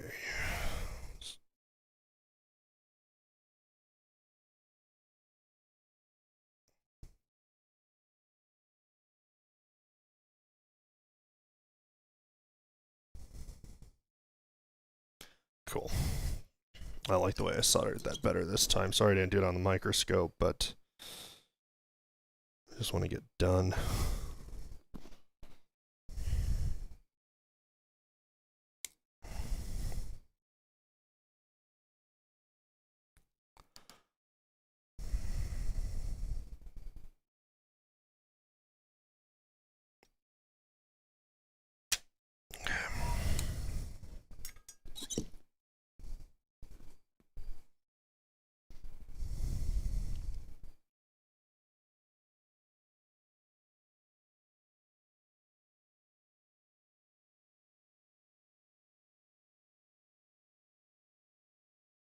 Okay.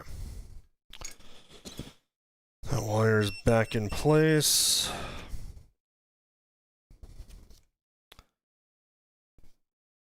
Before I plug in power, I'm going to do the same set of steps for the testing that I had us do before, where I plug in everything basically but the power, the game pack, the HDMI,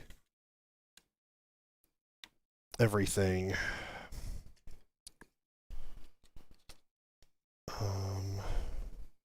Controller.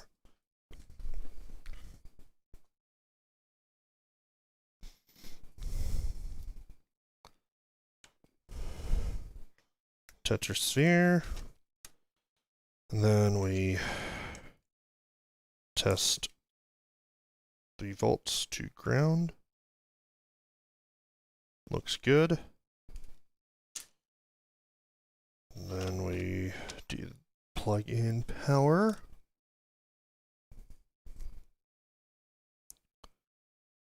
And then we push that button and turn it on.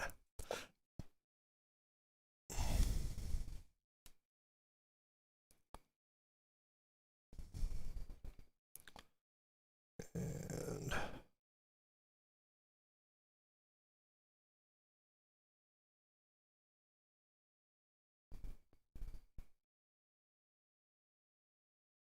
okay, now what?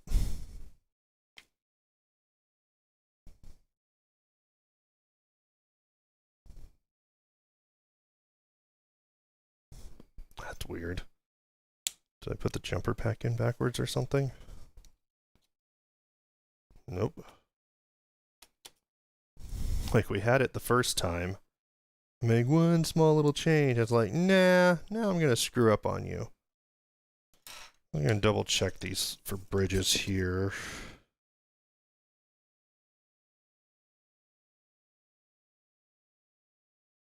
Nope, no bridge.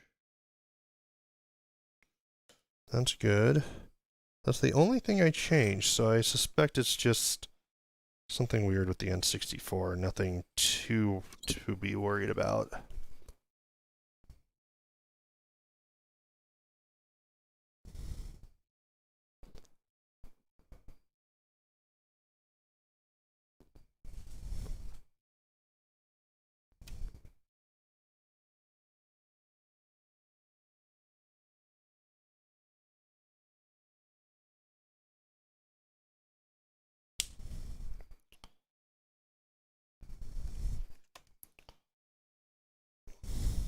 Maybe it's just this cartridge.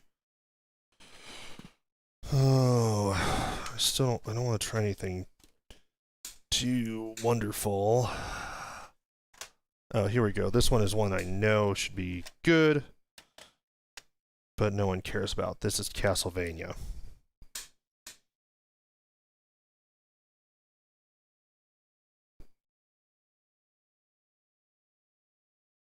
There we go. Haha.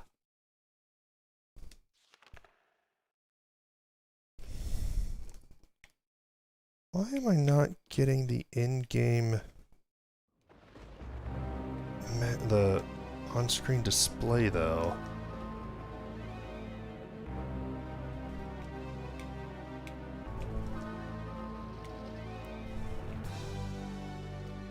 I wonder if it's just this controller for some reason, even though it worked. It's the same command for on-screen display with the Ultra HDMI as it is with the N64 Digital, I think.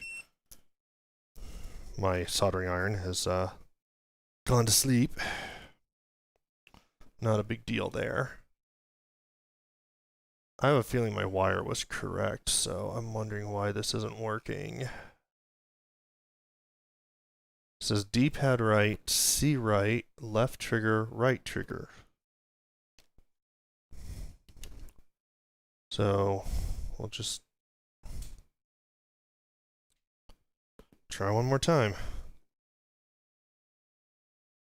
So left, right, D-pad right, C right. Nothing.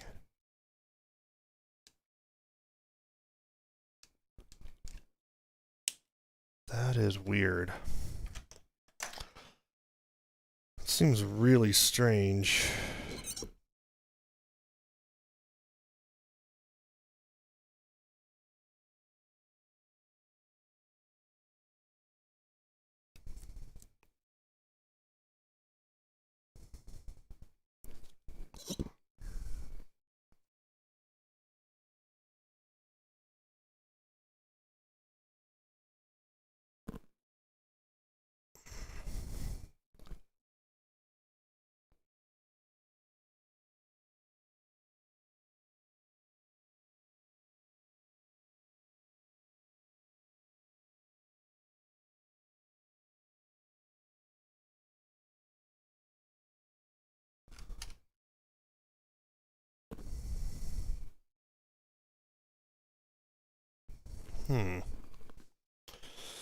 Well, I guess we go to Google. I don't want to mess with my computer keyboard.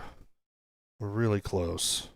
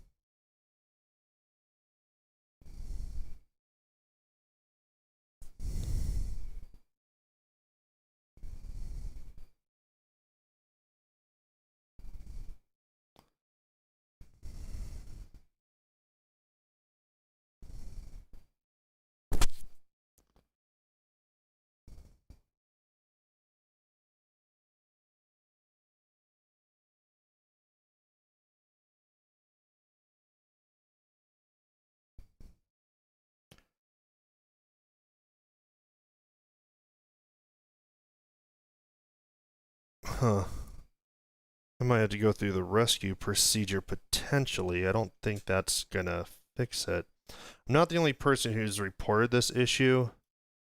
So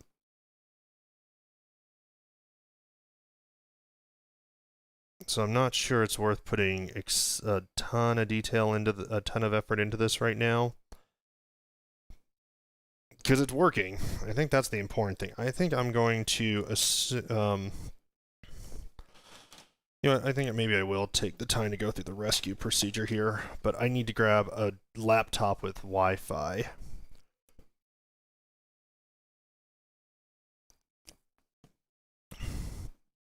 So we'll try that. I will be right back. Well, it take me a moment to grab the laptop. I want this to be a 100% success tonight, instead of like a 95% to success.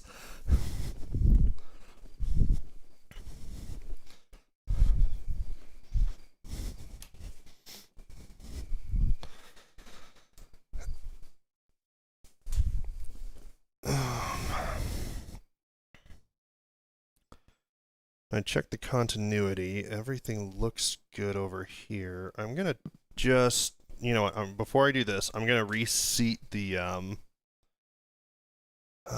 gonna reseat this cable one more time over here.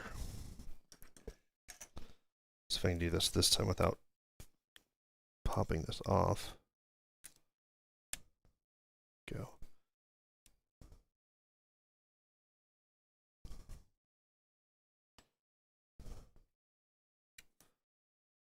It just looked like it maybe was in at a little bit of an angle. I don't know. I feel like it might be.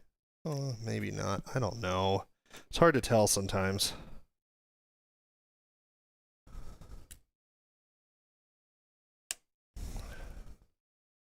Maybe I just pull this up all the way. I would like to know what pin the controller's running to be honest.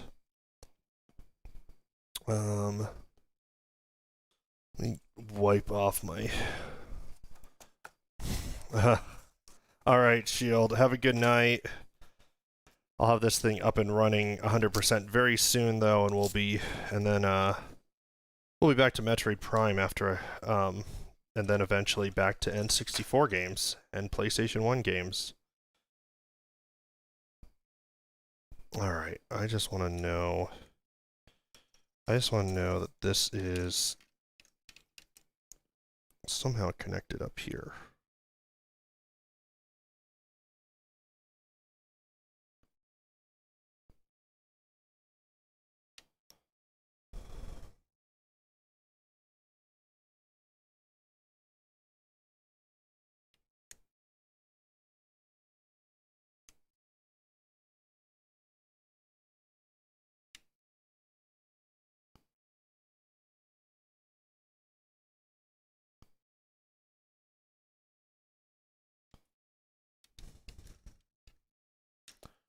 I would expect something to short out if there was something up here that was connected. I'm not getting a...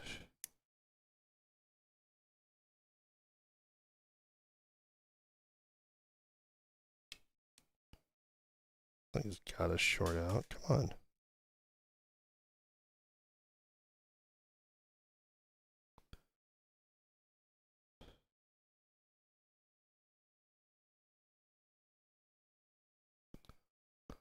I sure wish I knew which one of these pins was supposed to have the controller on it, because I think that might be the problem. Sure shouldn't be, though.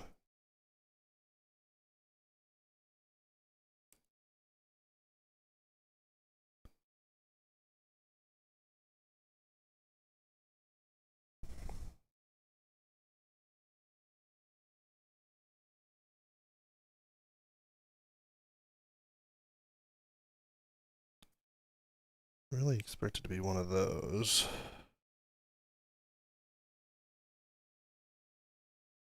That one, yeah. Nope, I had something for a moment there.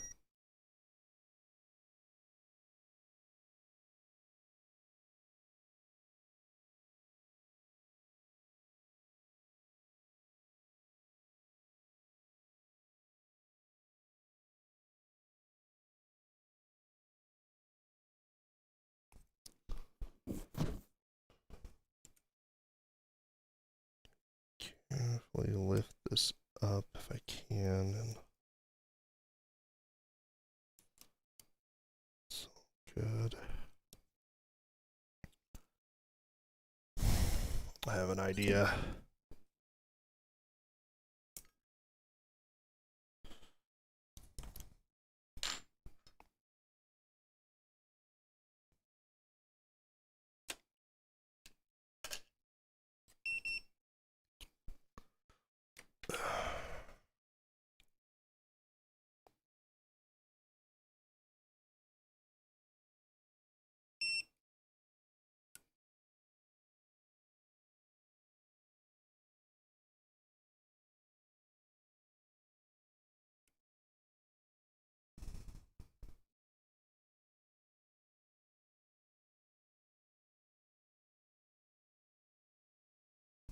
Okay.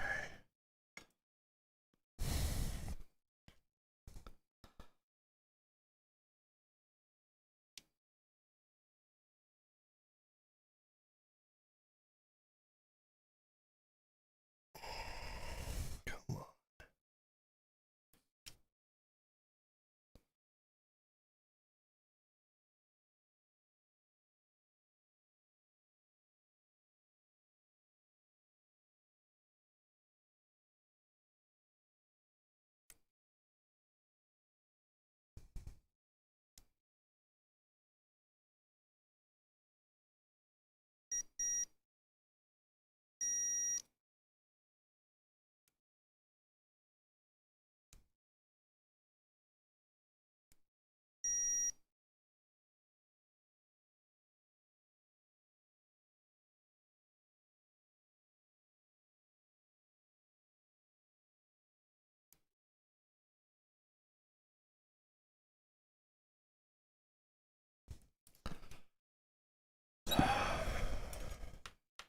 I have an idea of what's going on.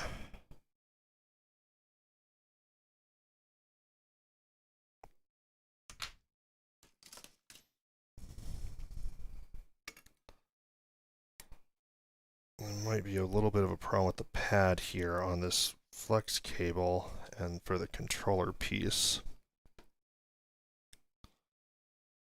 Pull that wire out of the way. We're going to do some quick, careful desoldering.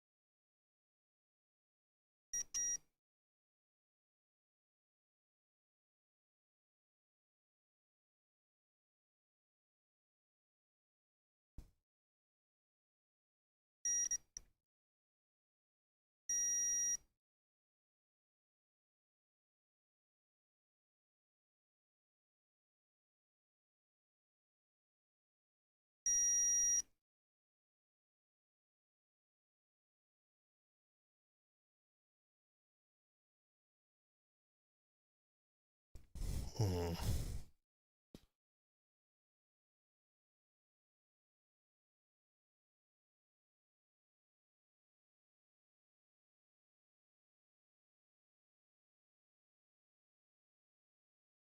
Okay, I'm going to try soldering this back in. I'm going to try one more time, and then I think it might be an issue with the flex cable if this doesn't work this time.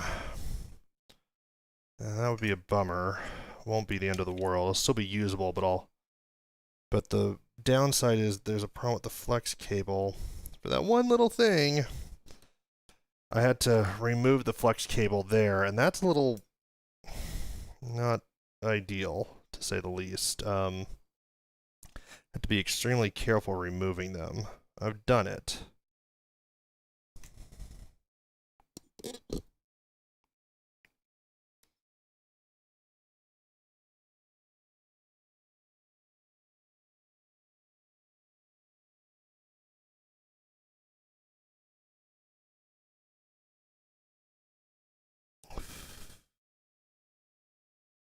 Alright, well, let's give her another try. I'm not sure why that part would be not working and everything else is, but everything else is.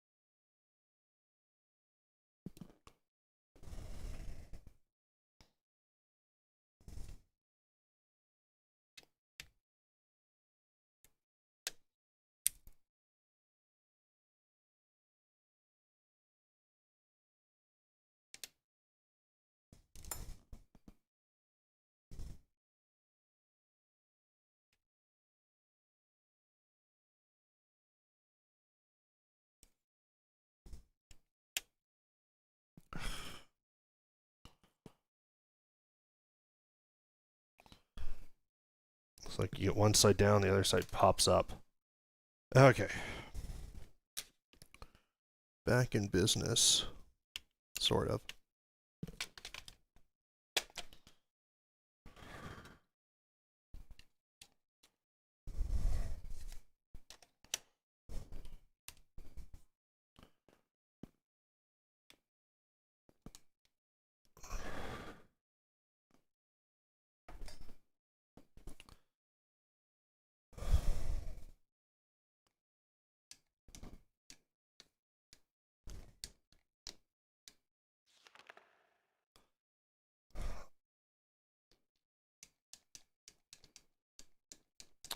No luck there. The controller works. I think the flex cable's got a bit of a problem, which is a real bummer after everything, but we'll try the save procedure just so I can hopefully get the latest firmware on this and see if that makes the difference, but I think there's something just a little off on that flex cable, and hopefully I didn't do anything that would damage it, but it sure is not working.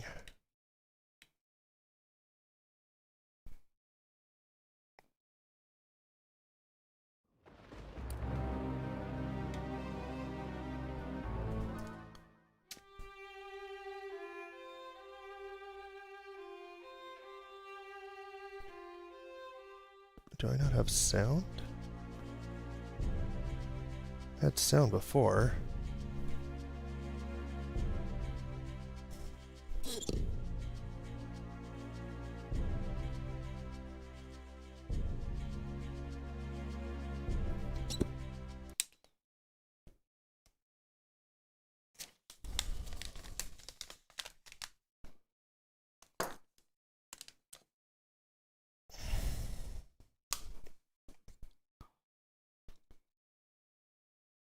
I'm gonna try Tetrasphere again.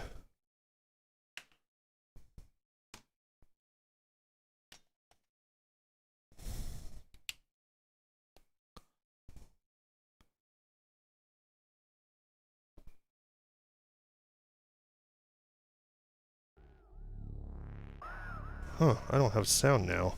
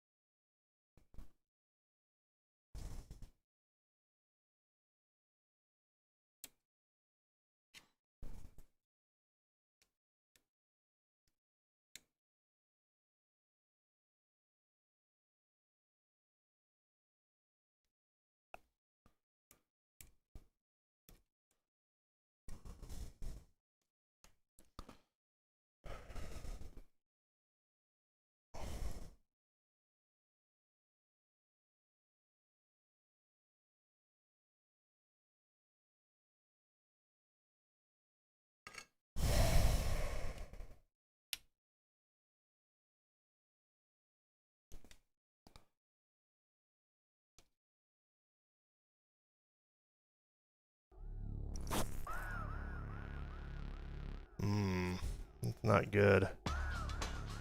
Oh no, I just don't have the TV on. Okay. I do have sound.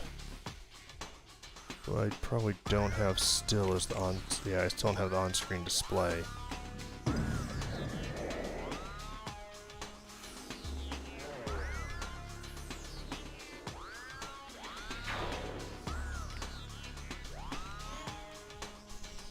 Okay, well, we got that, so let's try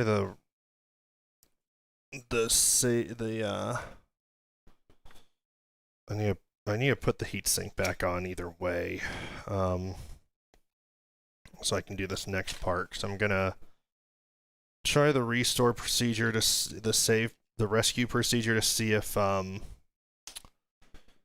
that will fix the controller piece. But I do think it is something with the flex cable, and that's really disappointing. I don't know if there's a place I can just jump a wire to for it.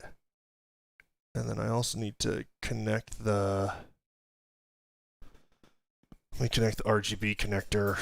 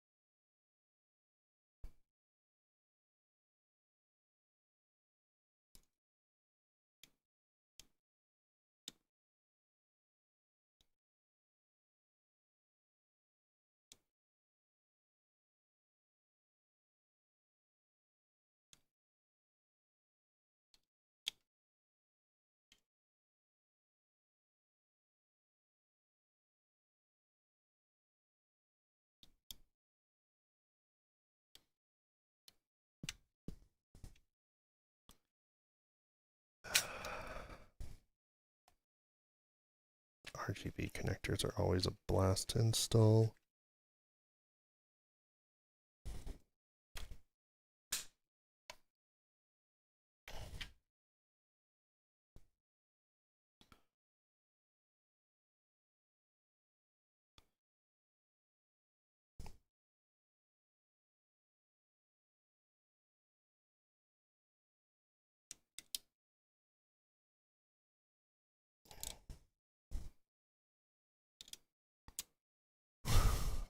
Hate installing these RGB connectors on these mods.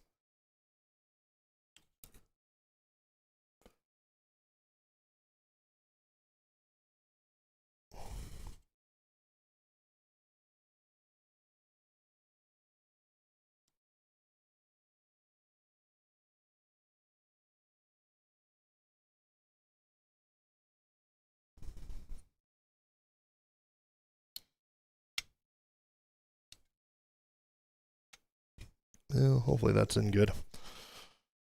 We may never know.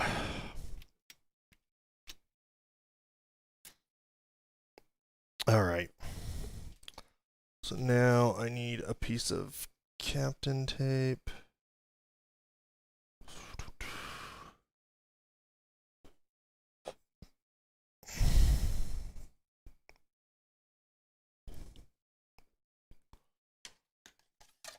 Nice big piece of Captain tape.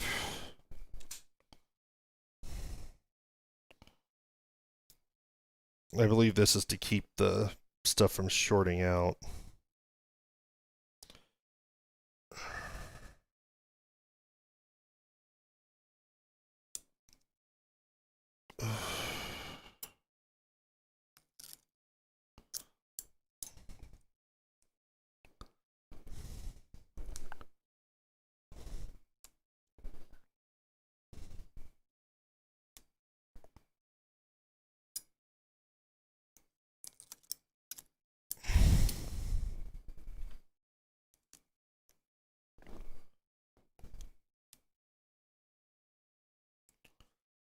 Alright, Captain tape is on our shield. So now we carefully get this shield back together.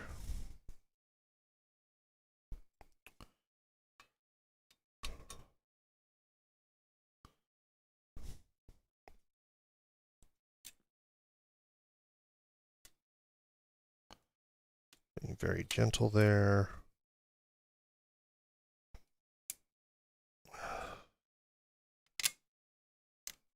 Okay.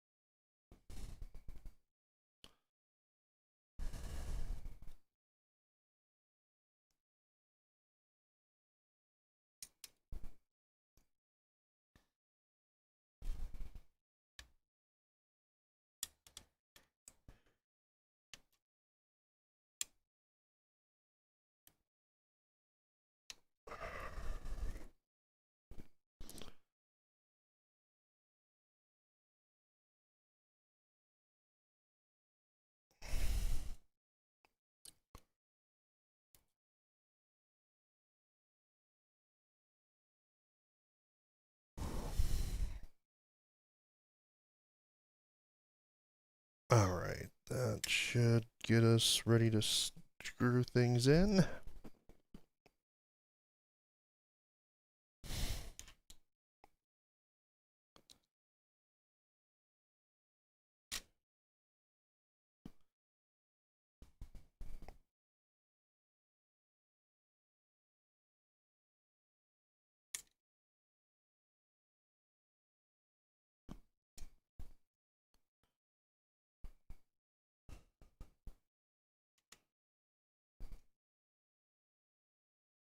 So I'll just take a bit to get everything screwed back together.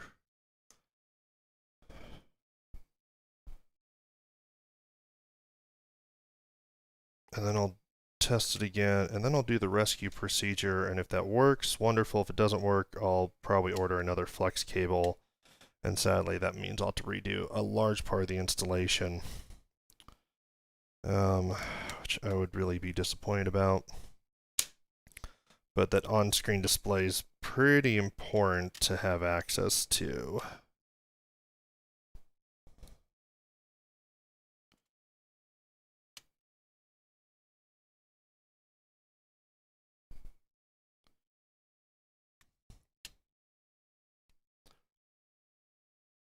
But I'm not going to close the shell until I do the rescue procedure.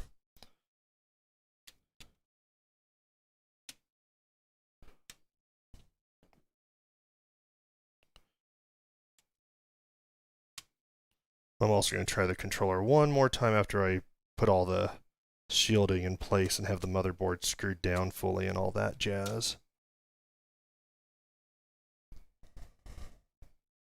So first I'm just getting every screw in place, and then I will go through and tighten them all.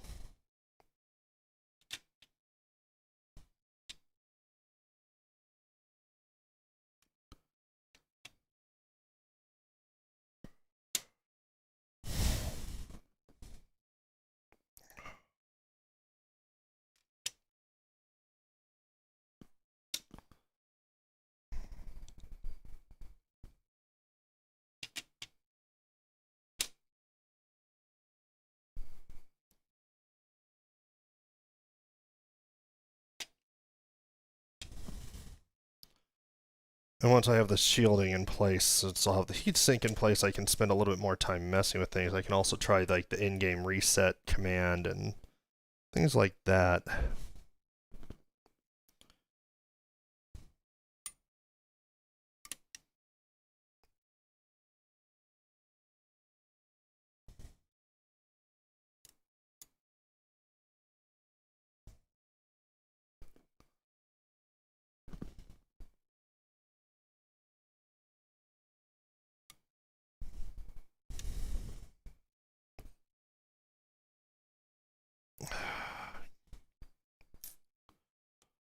Is up with this piece. This is why I don't tighten the screws, of course, before I'm ready to, but you know that something that's wonky.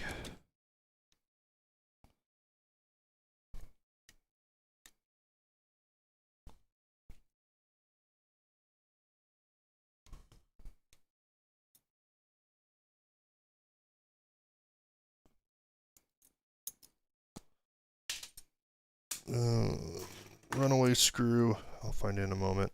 It didn't go far.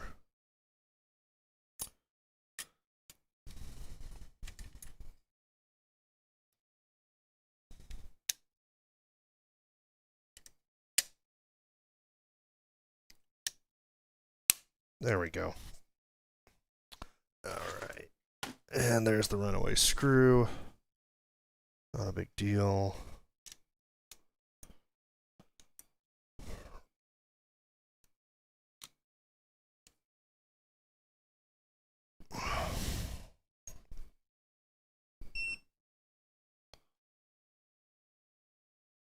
And the soldering iron's about to go to sleep again. Not a big deal.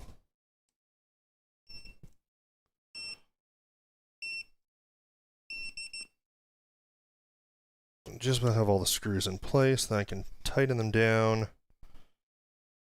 And I can get back to some testing before I close up for the night.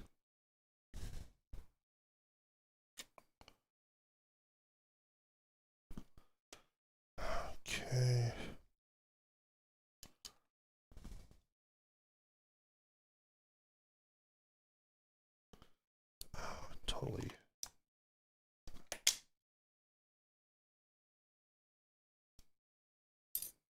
Totally missed two things. Don't want to do that.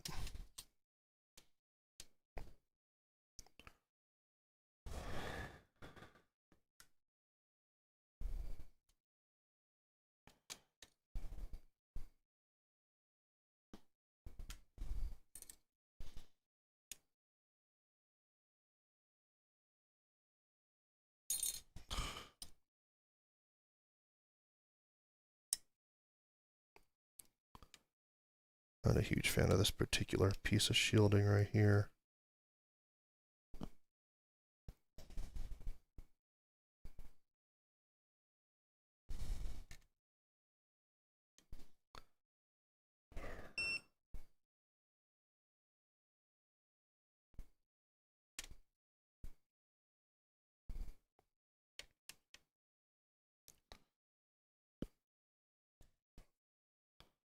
All right. Next piece is in. Then I've got, looks like I have 6 screws left. Then I can tighten them all down. Get back to some testing.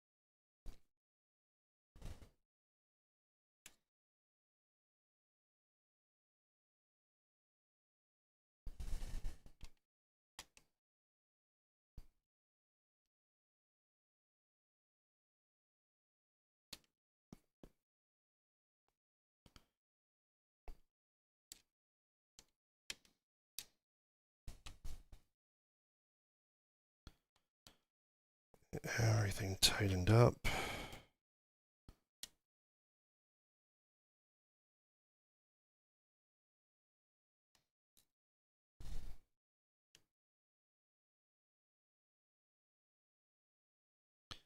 And Dennis, you know, you were talking about the roaches and the consoles.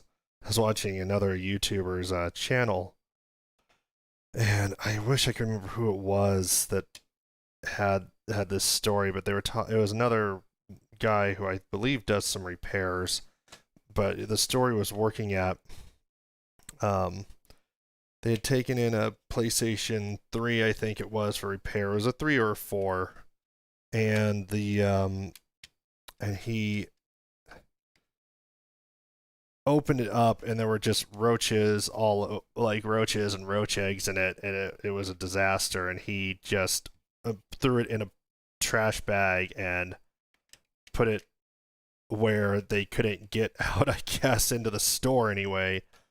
Called the guy and said, "Come get your, come get your PlayStation. We don't fix roach infested PlayStations." And the guy came and got his PlayStation, but wasn't too happy about it. And was like trying to negotiate with them to fix it anyway, and they're like, "No." He's just said, "No, hell no." And the thing that was funny though is that then sorry, we got 2 more screws, but then apparently the guy came back when the original person who he talked to, who told him to take his darn system and don't bring the system back. I mean, to be fair, he didn't tell the guy not to come back to the store ever or anything. He just said, "Look, we can't deal with this." He came back, tried to get someone else to take it on like 2 or 3 occasions, claimed he had cleaned it up even, and they had told him, like, "No, we're not touching it." And I just find that it's kind of funny, it's kind of sad. I mean, I feel bad for someone that's got like a roach infested system, but you gotta take that to someone who's gonna take care of you can't just drop it off without telling someone it's a roach infested system. That's just beyond wrong. If you know, and he seemed to know. Yeah. We'll proceed without saving. So we have audio. We still do not have the menu.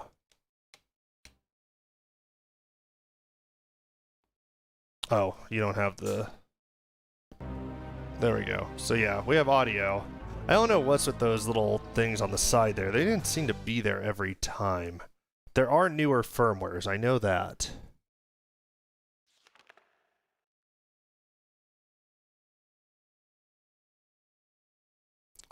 Aside from the dots on the side, it looks great. Alright, so this is where I'm going to go into the rescue mode. So I'm grabbing my laptop here, because I don't have Wi-Fi on my desktop. I think I said that already. And it looks like basically for the rescue, you download a new firmware, you put this in rescue mode, which basically activates a little mini web server and Wi-Fi, like a little Wi-Fi access point in a web server. And then you can upload new firmware and it'll reflash it. And so that's definitely, if I understand that correctly, that is a huge advantage. I know that you can update the firmware over Wi-Fi with this. But then, let's see.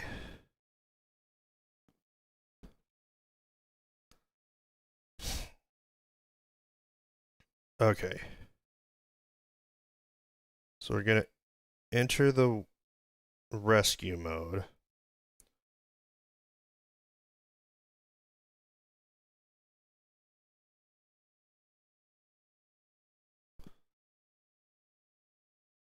Okay, so we're going to hold the button down. while turning it on, and we won't get any HDMI output because it's going to be in rescue mode. So now we're going to connect to rescue system access point.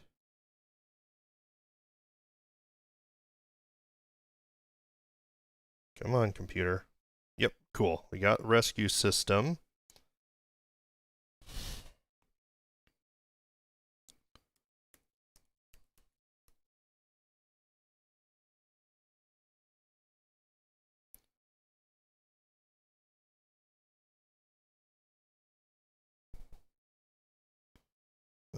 Just going to the URL.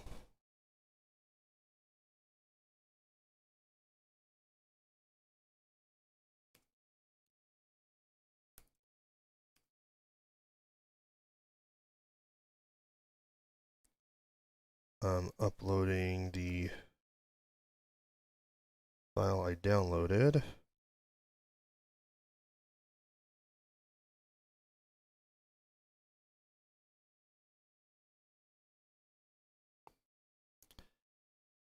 Alright, it says it can take up to 5 minutes to complete. It's uploading right now.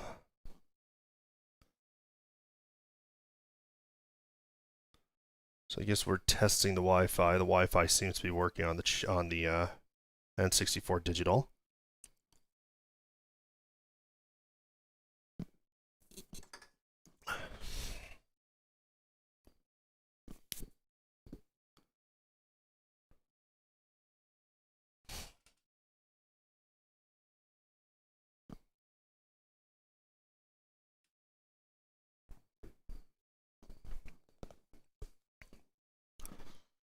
Still uploading.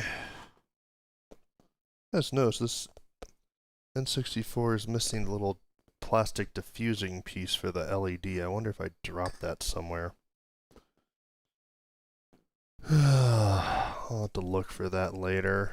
See if it just fell on the floor during all of this. That's easy to fix if I find the piece. I'm not going to worry too much about that. Just waiting for this to upload.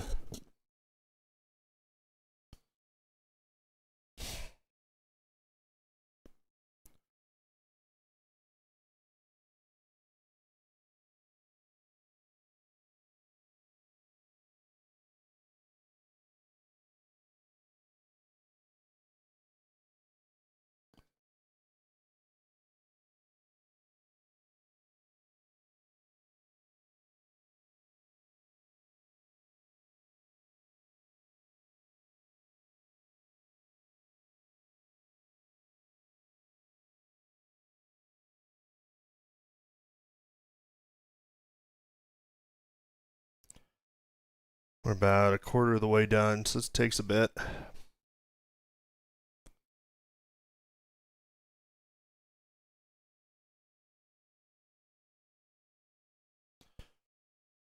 I'll just throw the laptop on the desk for the moment. With that diffuser pieces here, probably. Who knows if it's here? I guess I did. I don't remember if I blew out the bottom. I probably did. Which means it'd be outside or something. Potentially.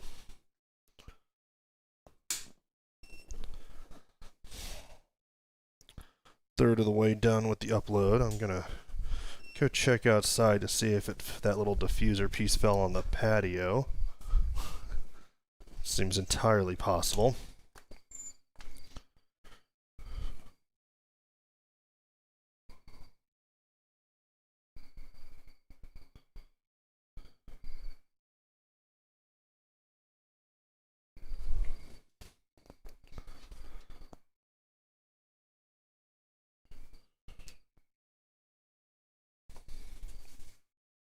No, I don't see it out here. Well, if I find it, I'll put it in. If not, not the end of the world. It was a free N64 at least.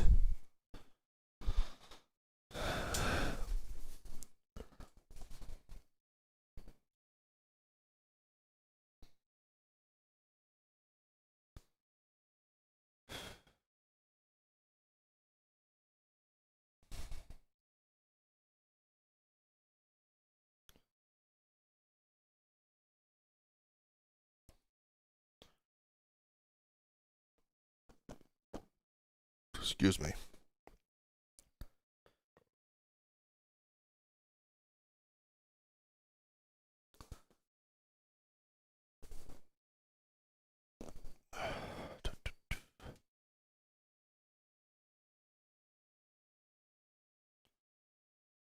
This takes a while.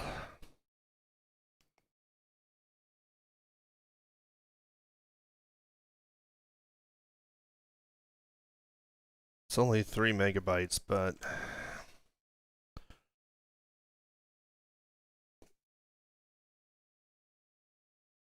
I don't know what the process is, but we're about halfway done now.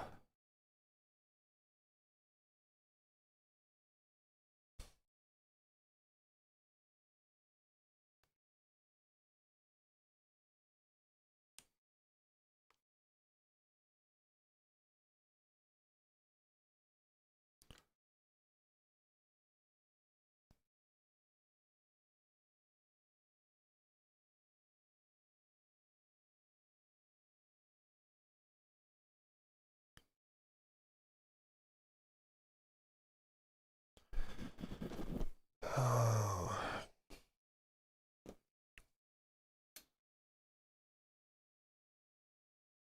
I bet their progress bar is more accurate than Windows, though.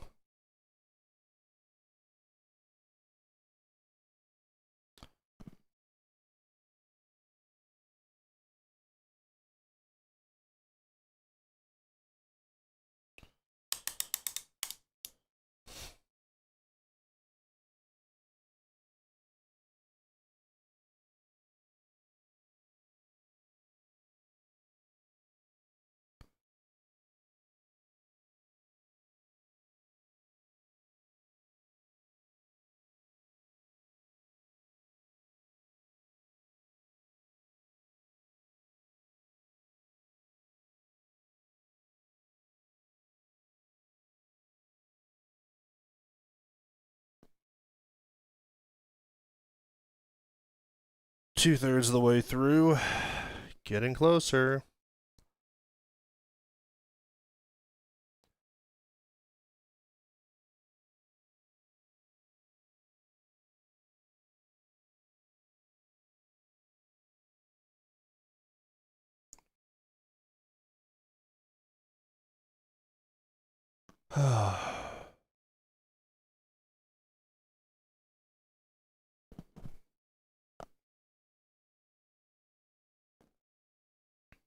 I don't really think this is going to fix the controller issue, but it's worth trying no matter, you know.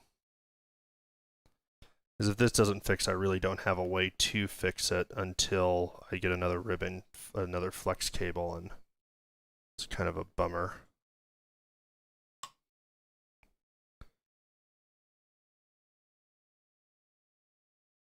All right, we're 3/4 of the way through.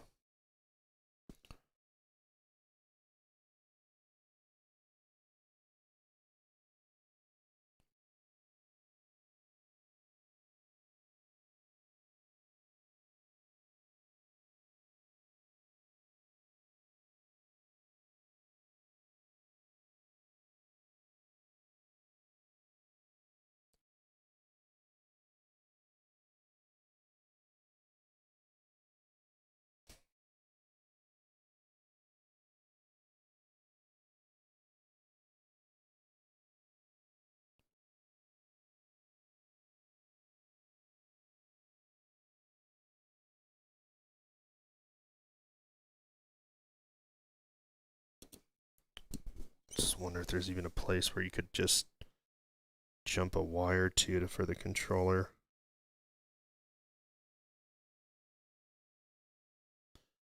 I don't think so, though, unless it was right to the ribbon cable connector. Stuff is tiny on this circuit, on this PCB.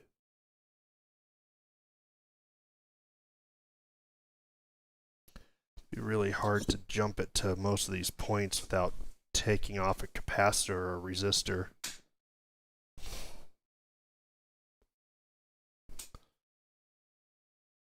Alright, we're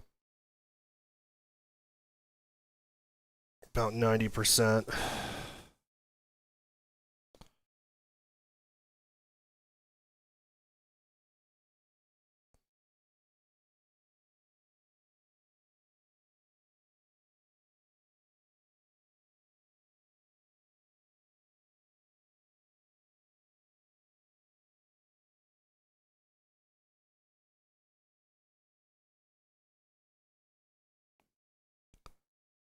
About 95%. Really close now. Once it finishes uploading, I don't think it has to do much else.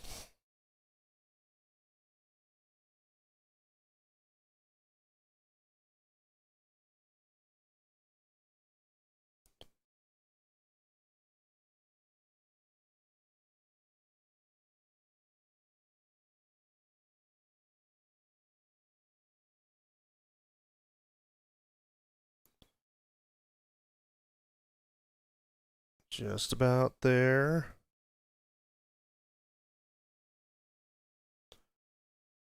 Processing.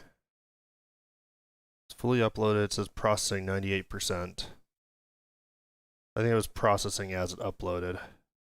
99%.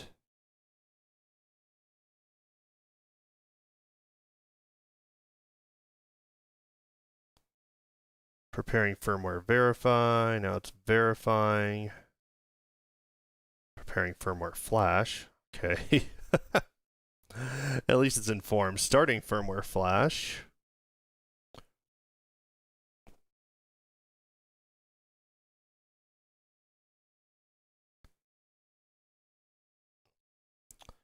It's now flashing. It's halfway done. Flashing is a lot faster than uploading.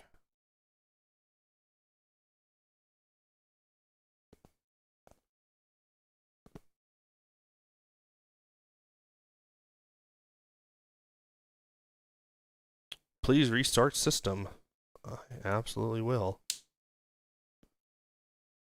System's off. System's on.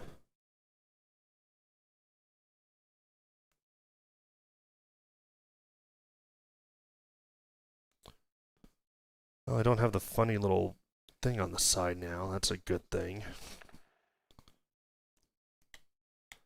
But no on-screen display still. Oh, such a bummer.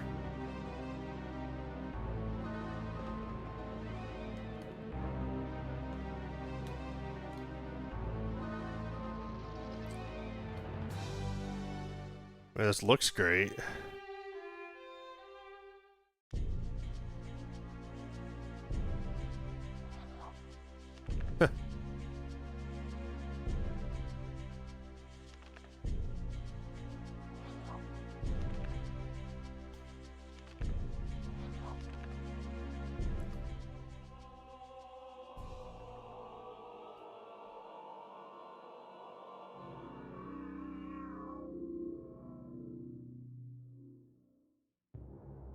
Transylvania, in the mid-19th century, the province of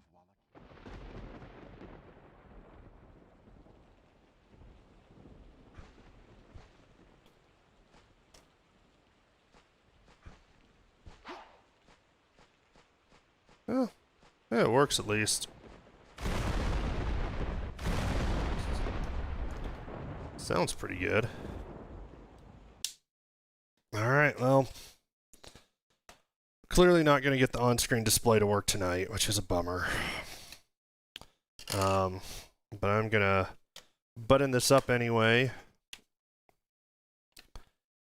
And after I button it up, I will test Zelda, Ocarina of Time, and Majora's Mask both, just quickly to make sure those games are both working. I like testing those because, for one thing, Ocarina of Time is probably my favorite N64 game. And Majora's Mask requires a jumper pack, and if the jumper pack's not installed quite right, it just won't work. So, in my opinion, that's a good way of making sure everything's as expected, other than the on-screen display that I suspect I'm going to have to just get a new flex cable for, and that's kind of a bummer. But honestly, the flex cable didn't take long to install. So even though it's the hardest part in a lot of respects, I do know how to safely remove it. It's a bummer, but we'll just have to try again. I don't know if it's my fault somehow, if there was anything I did that mishandled that flex cable or what. but I'm guessing it's the flex cable.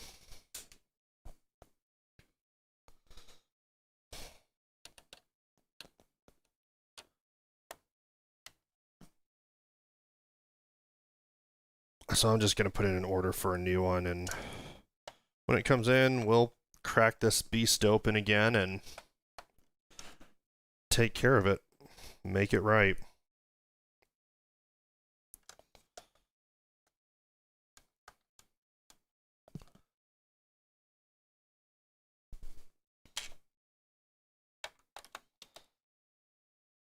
I just realized I left out a trim piece that I really don't want to leave out. And I probably need to unscrew something to put it in, which is a bummer, but it's okay. I'll do that. I left out the trim piece that goes around the AV port.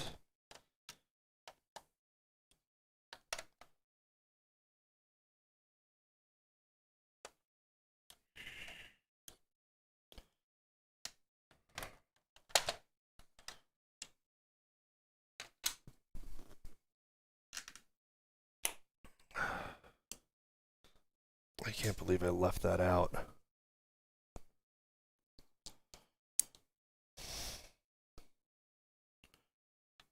It's just...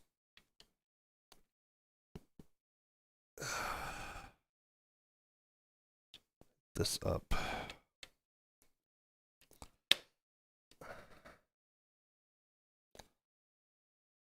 Well, the bummer wasn't 100% successful. Seems like they never are 100% successful on my first try, but...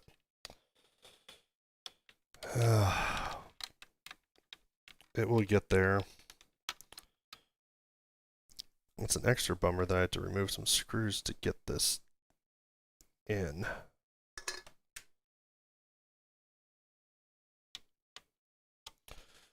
At least loosen them.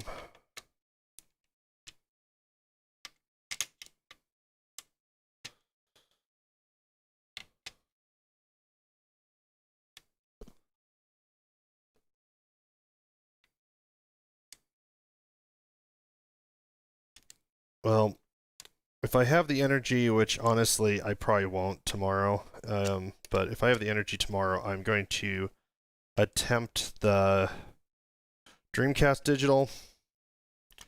Not, maybe I'll get it Tuesday.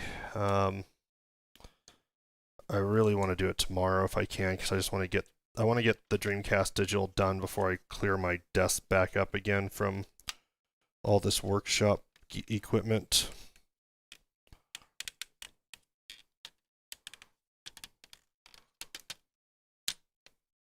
Come on, just go in. There we go. Nice. All right. Let's try again to put this back together all the way now that I've got that piece in.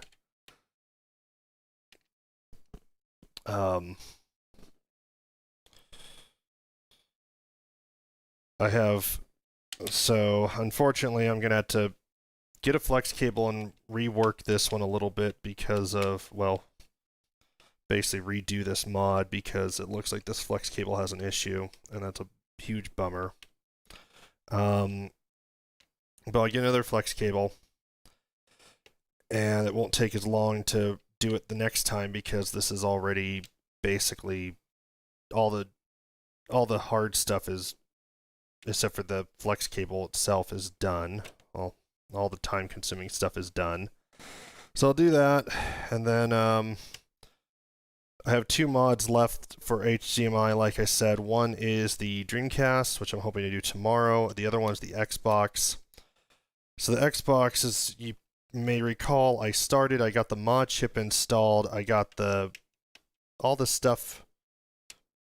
I got the hardware set of prerequisites done. I got the kernel patched.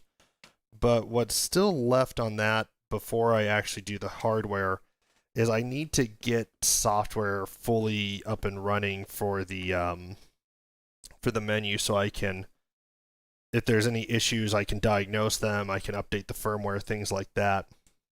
And that's just kind of a pain. to get done because I have never done that before, and it wasn't super straightforward on getting that done. I'm sure someone out there thinks I'm an idiot for that, saying that, but that's okay. I did swap out the hard drive, so I have some work to do to wrap up. I have some work to do that I'll do off stream to get the Xbox ready for HDMI, and that's probably not going to happen in the next week. It might happen the week after. But I will be gone next weekend and unable to mess with it over the weekend. I have some other stuff that's probably going to take priority over that Xbox, but we'll see once the Dreamcast is done. And as soon as I get the new flex cable for this, I'm immediately going to tackle swapping the flex cable out. So then I can just be done with this.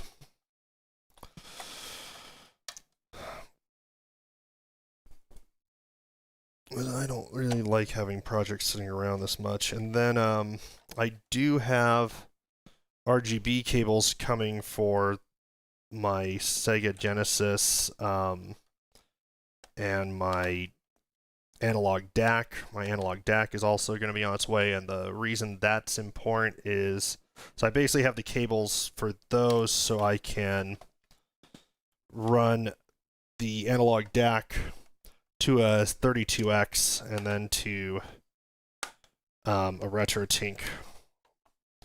Once I get a RetroTink 5X, I am going to run it to the regular RetroTink Mini for now, but I'm excited to get these cables from Retro Access so that I can make better use of my 32X, and I'm also hoping to eventually get a Terra Onion, Terra Onion Mega SD, so I can make full use of all my Sega Genesis stuff and play Sega CD and Sega CD 32X and everything. And that'll be fun. I don't know when I'll have time to do those things, but it'll be fun when I do. Alright, this is all buttoned up now. Let's plug in original controller again. And copy of Zelda.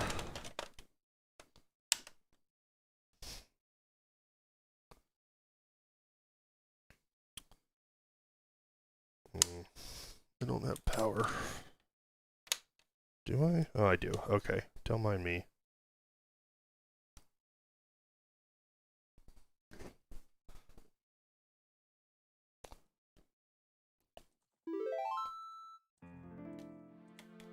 I keep hoping this shortcut just magically starts working.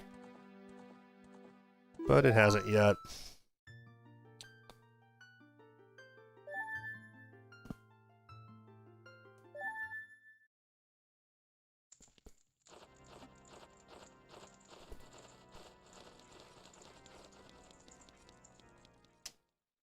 Alright, so Zelda's looking good.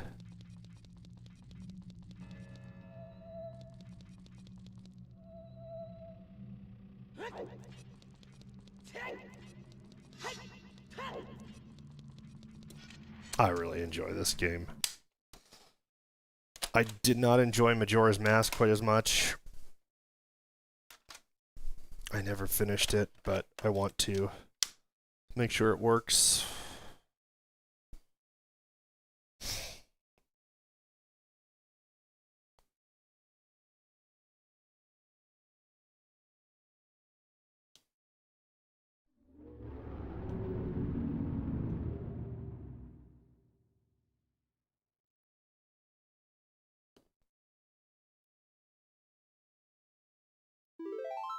Looks like this is working great.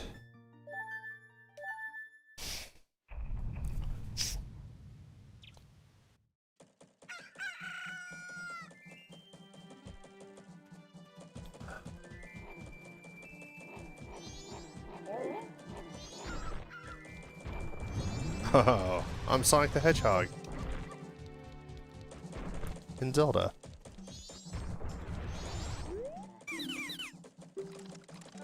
That was interesting. I don't remember anything about this.